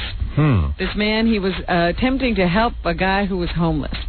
You know how there was all those do-gooders who were saying, you know, you really should talk to the homeless and try to help them out, and feel their pain and all that stuff. Well, he was a guy who was trying. Right. Yeah. Imagine that, inviting homeless into your house. You got to be He saw a insane. homeless guy and told the guy that he could sleep in his basement on cold nights. That's a good idea.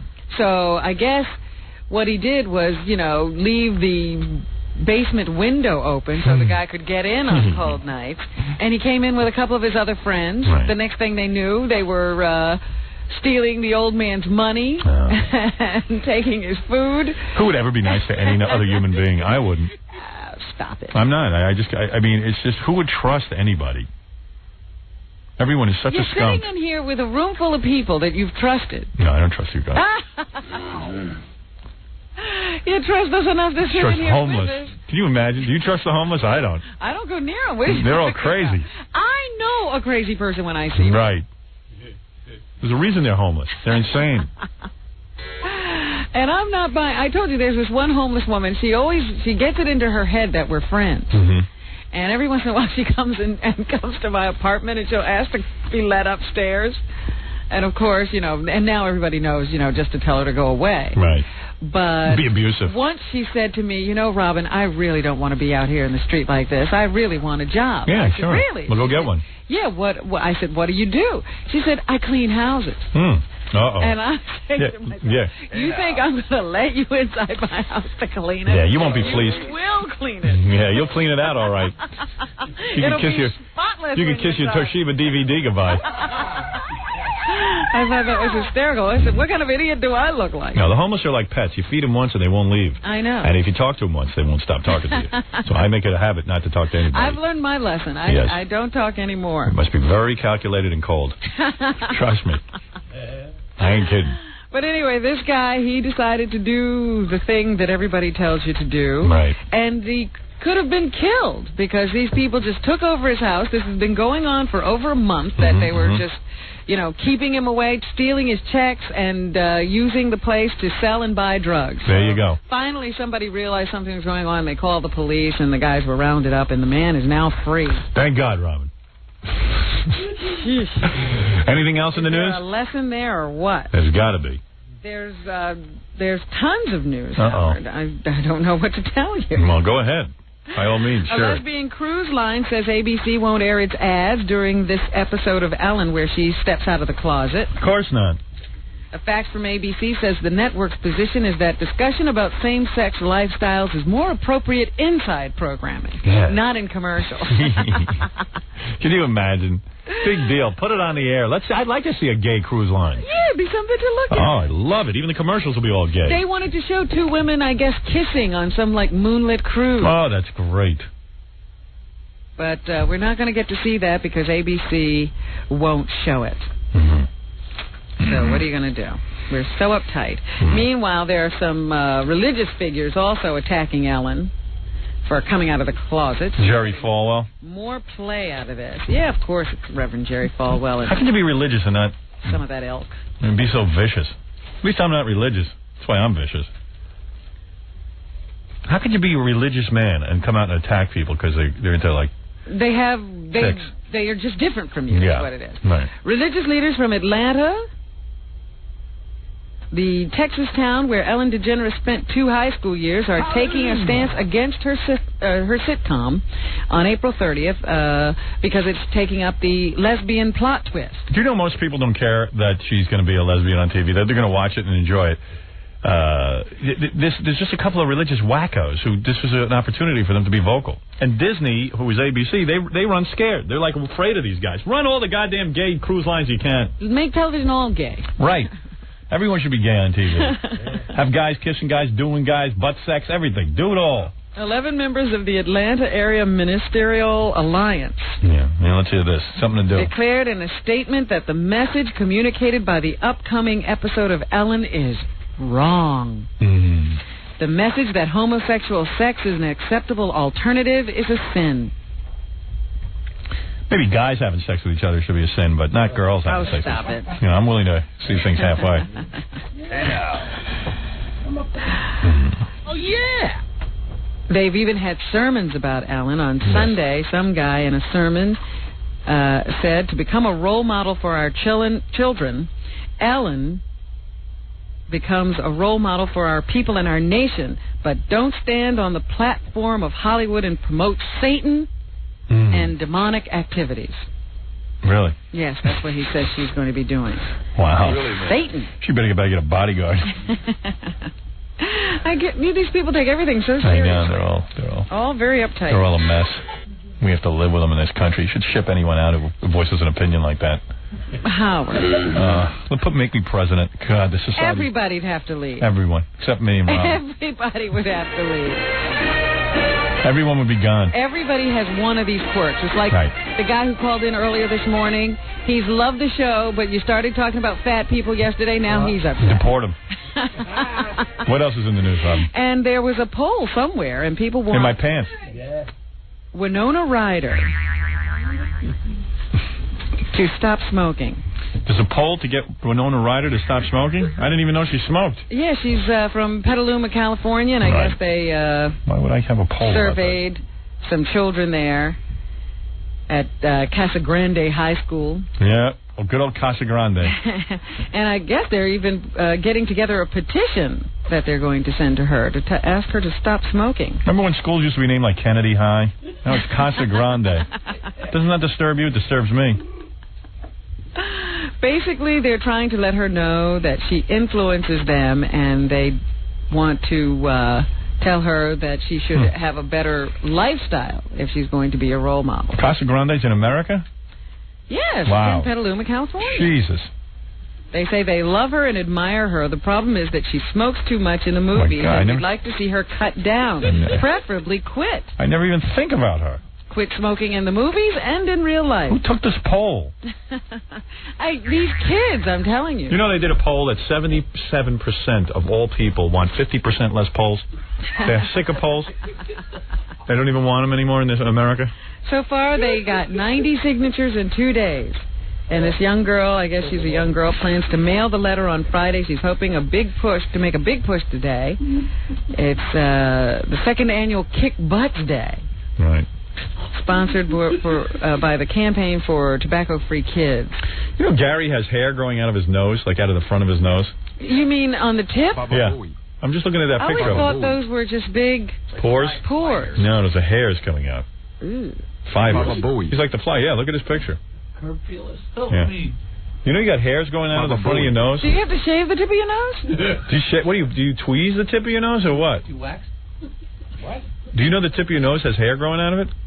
Do you see it? Well, that picture's out of focus. No, it's not. Which part are you talking about? Look at the tip of your nose. Yeah. No, go up higher. The tip of your nose. There's no hair. That's hair. Come on. I'll tell you what. Why don't I come and you look at it right now and see if you see hair? Okay. Did you tweeze it? No, I never do anything like that. Really? All right. I just see hair coming out. Robin, take a look. Oh, please, get away from me. I'm not going to look at your nose. Is there hair out of there focus. or not? Focus doesn't create hair. Focus out of focus. There's hair on there. Anyway, you were saying, Robin. So analytical. I'm just saying, you have hairs on going under your nose. Go ahead. Yesterday they had a little segment on Entertainment Tonight about whether coming out of the closet does hurt your career. Of course it does. And of course it does. The question is, could you see a person you knew who was openly gay in a straight role? No. Of course not. Take a look at Rock Hudson movies. Can you watch them anymore? No. No, right? No. I ain't saying it to be mean. I'm getting over it. You are? I tried the other night. He was wooing Doris Day. Did you see that? I saw that movie too, and I said it looks painful. Yeah. I felt bad for him. I keep thinking, I read an interview once where a guy said that he was the George Washington of the gay community. Right. He used to go to all these gay bars, that he was a wild man. Right. And that's all I can think of when I watch him. Yeah. What a joke it all Well, was. you guys are homophobes. No, right. I'm not. Gary is. Yeah. I'm not a homophobe. Baba Booey. I just don't want to see two guys having sex. No, I don't care. I mean, I got no problem with Ellen being lesbo, even though, I think she's just doing it to get ratings. She didn't really care about gay causes or coming out of the closet. Like, do you mean, could I watch K.D. Lang in a love story with another guy? No. No. No, she's not an actress. I'm talking about, let's say Meryl Streep all of a sudden decided to come out and say she was gay. I wouldn't see her anyway, straight or gay. She's a bore. Michelle Pfeiffer comes out and says she's gay. Yeah, I could watch that. Yeah. Because I believe she could be converted. See? Oh, converted. Right. No, I could see that. Because she's cute and all that. But a guy, forget about it. Let's think of a really great actor, Robert De Niro.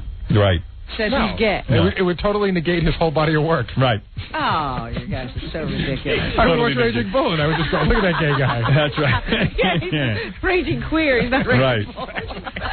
It's a hard thing to take, that's all. Oh, you're terrible. And there were 5 winning lottery tickets sold last night for the $25 million lotto jackpot. 2 of the winning tickets were sold in Westchester County, and 1 each were sold in Queens, Brooklyn, and Manhattan. Congratulations to all you winners. That's what's happening. Thanks, Robin. Jackie Penthouse, Joke Page Martling, Sergeant Pecker, and the Joke Man are both 78 minutes of nonstop filthy jokes, only $12 plus $4 shipping and handling. CD or cassette, buy 2, get 1 free. Call 1-800-323-KING. Saturday night, May 17th, 2 shows at Historic Club in Sayreville, New Jersey. For information and brand new jokes, visit JackieJokeman.com. Steve Gorillo and Grandma Sylvia's funeral, that's going on. And Scott the Engineer at 718-BAG-5040. Fred's in some movie. What is it, Freddie? Hotel Mandarin. Hotel Mandarin. And we'll take a break. Fred will do some more plugs, and I've got a few words to go over. And thank you. We'll be back with the Howard Stern Show. Don't go away.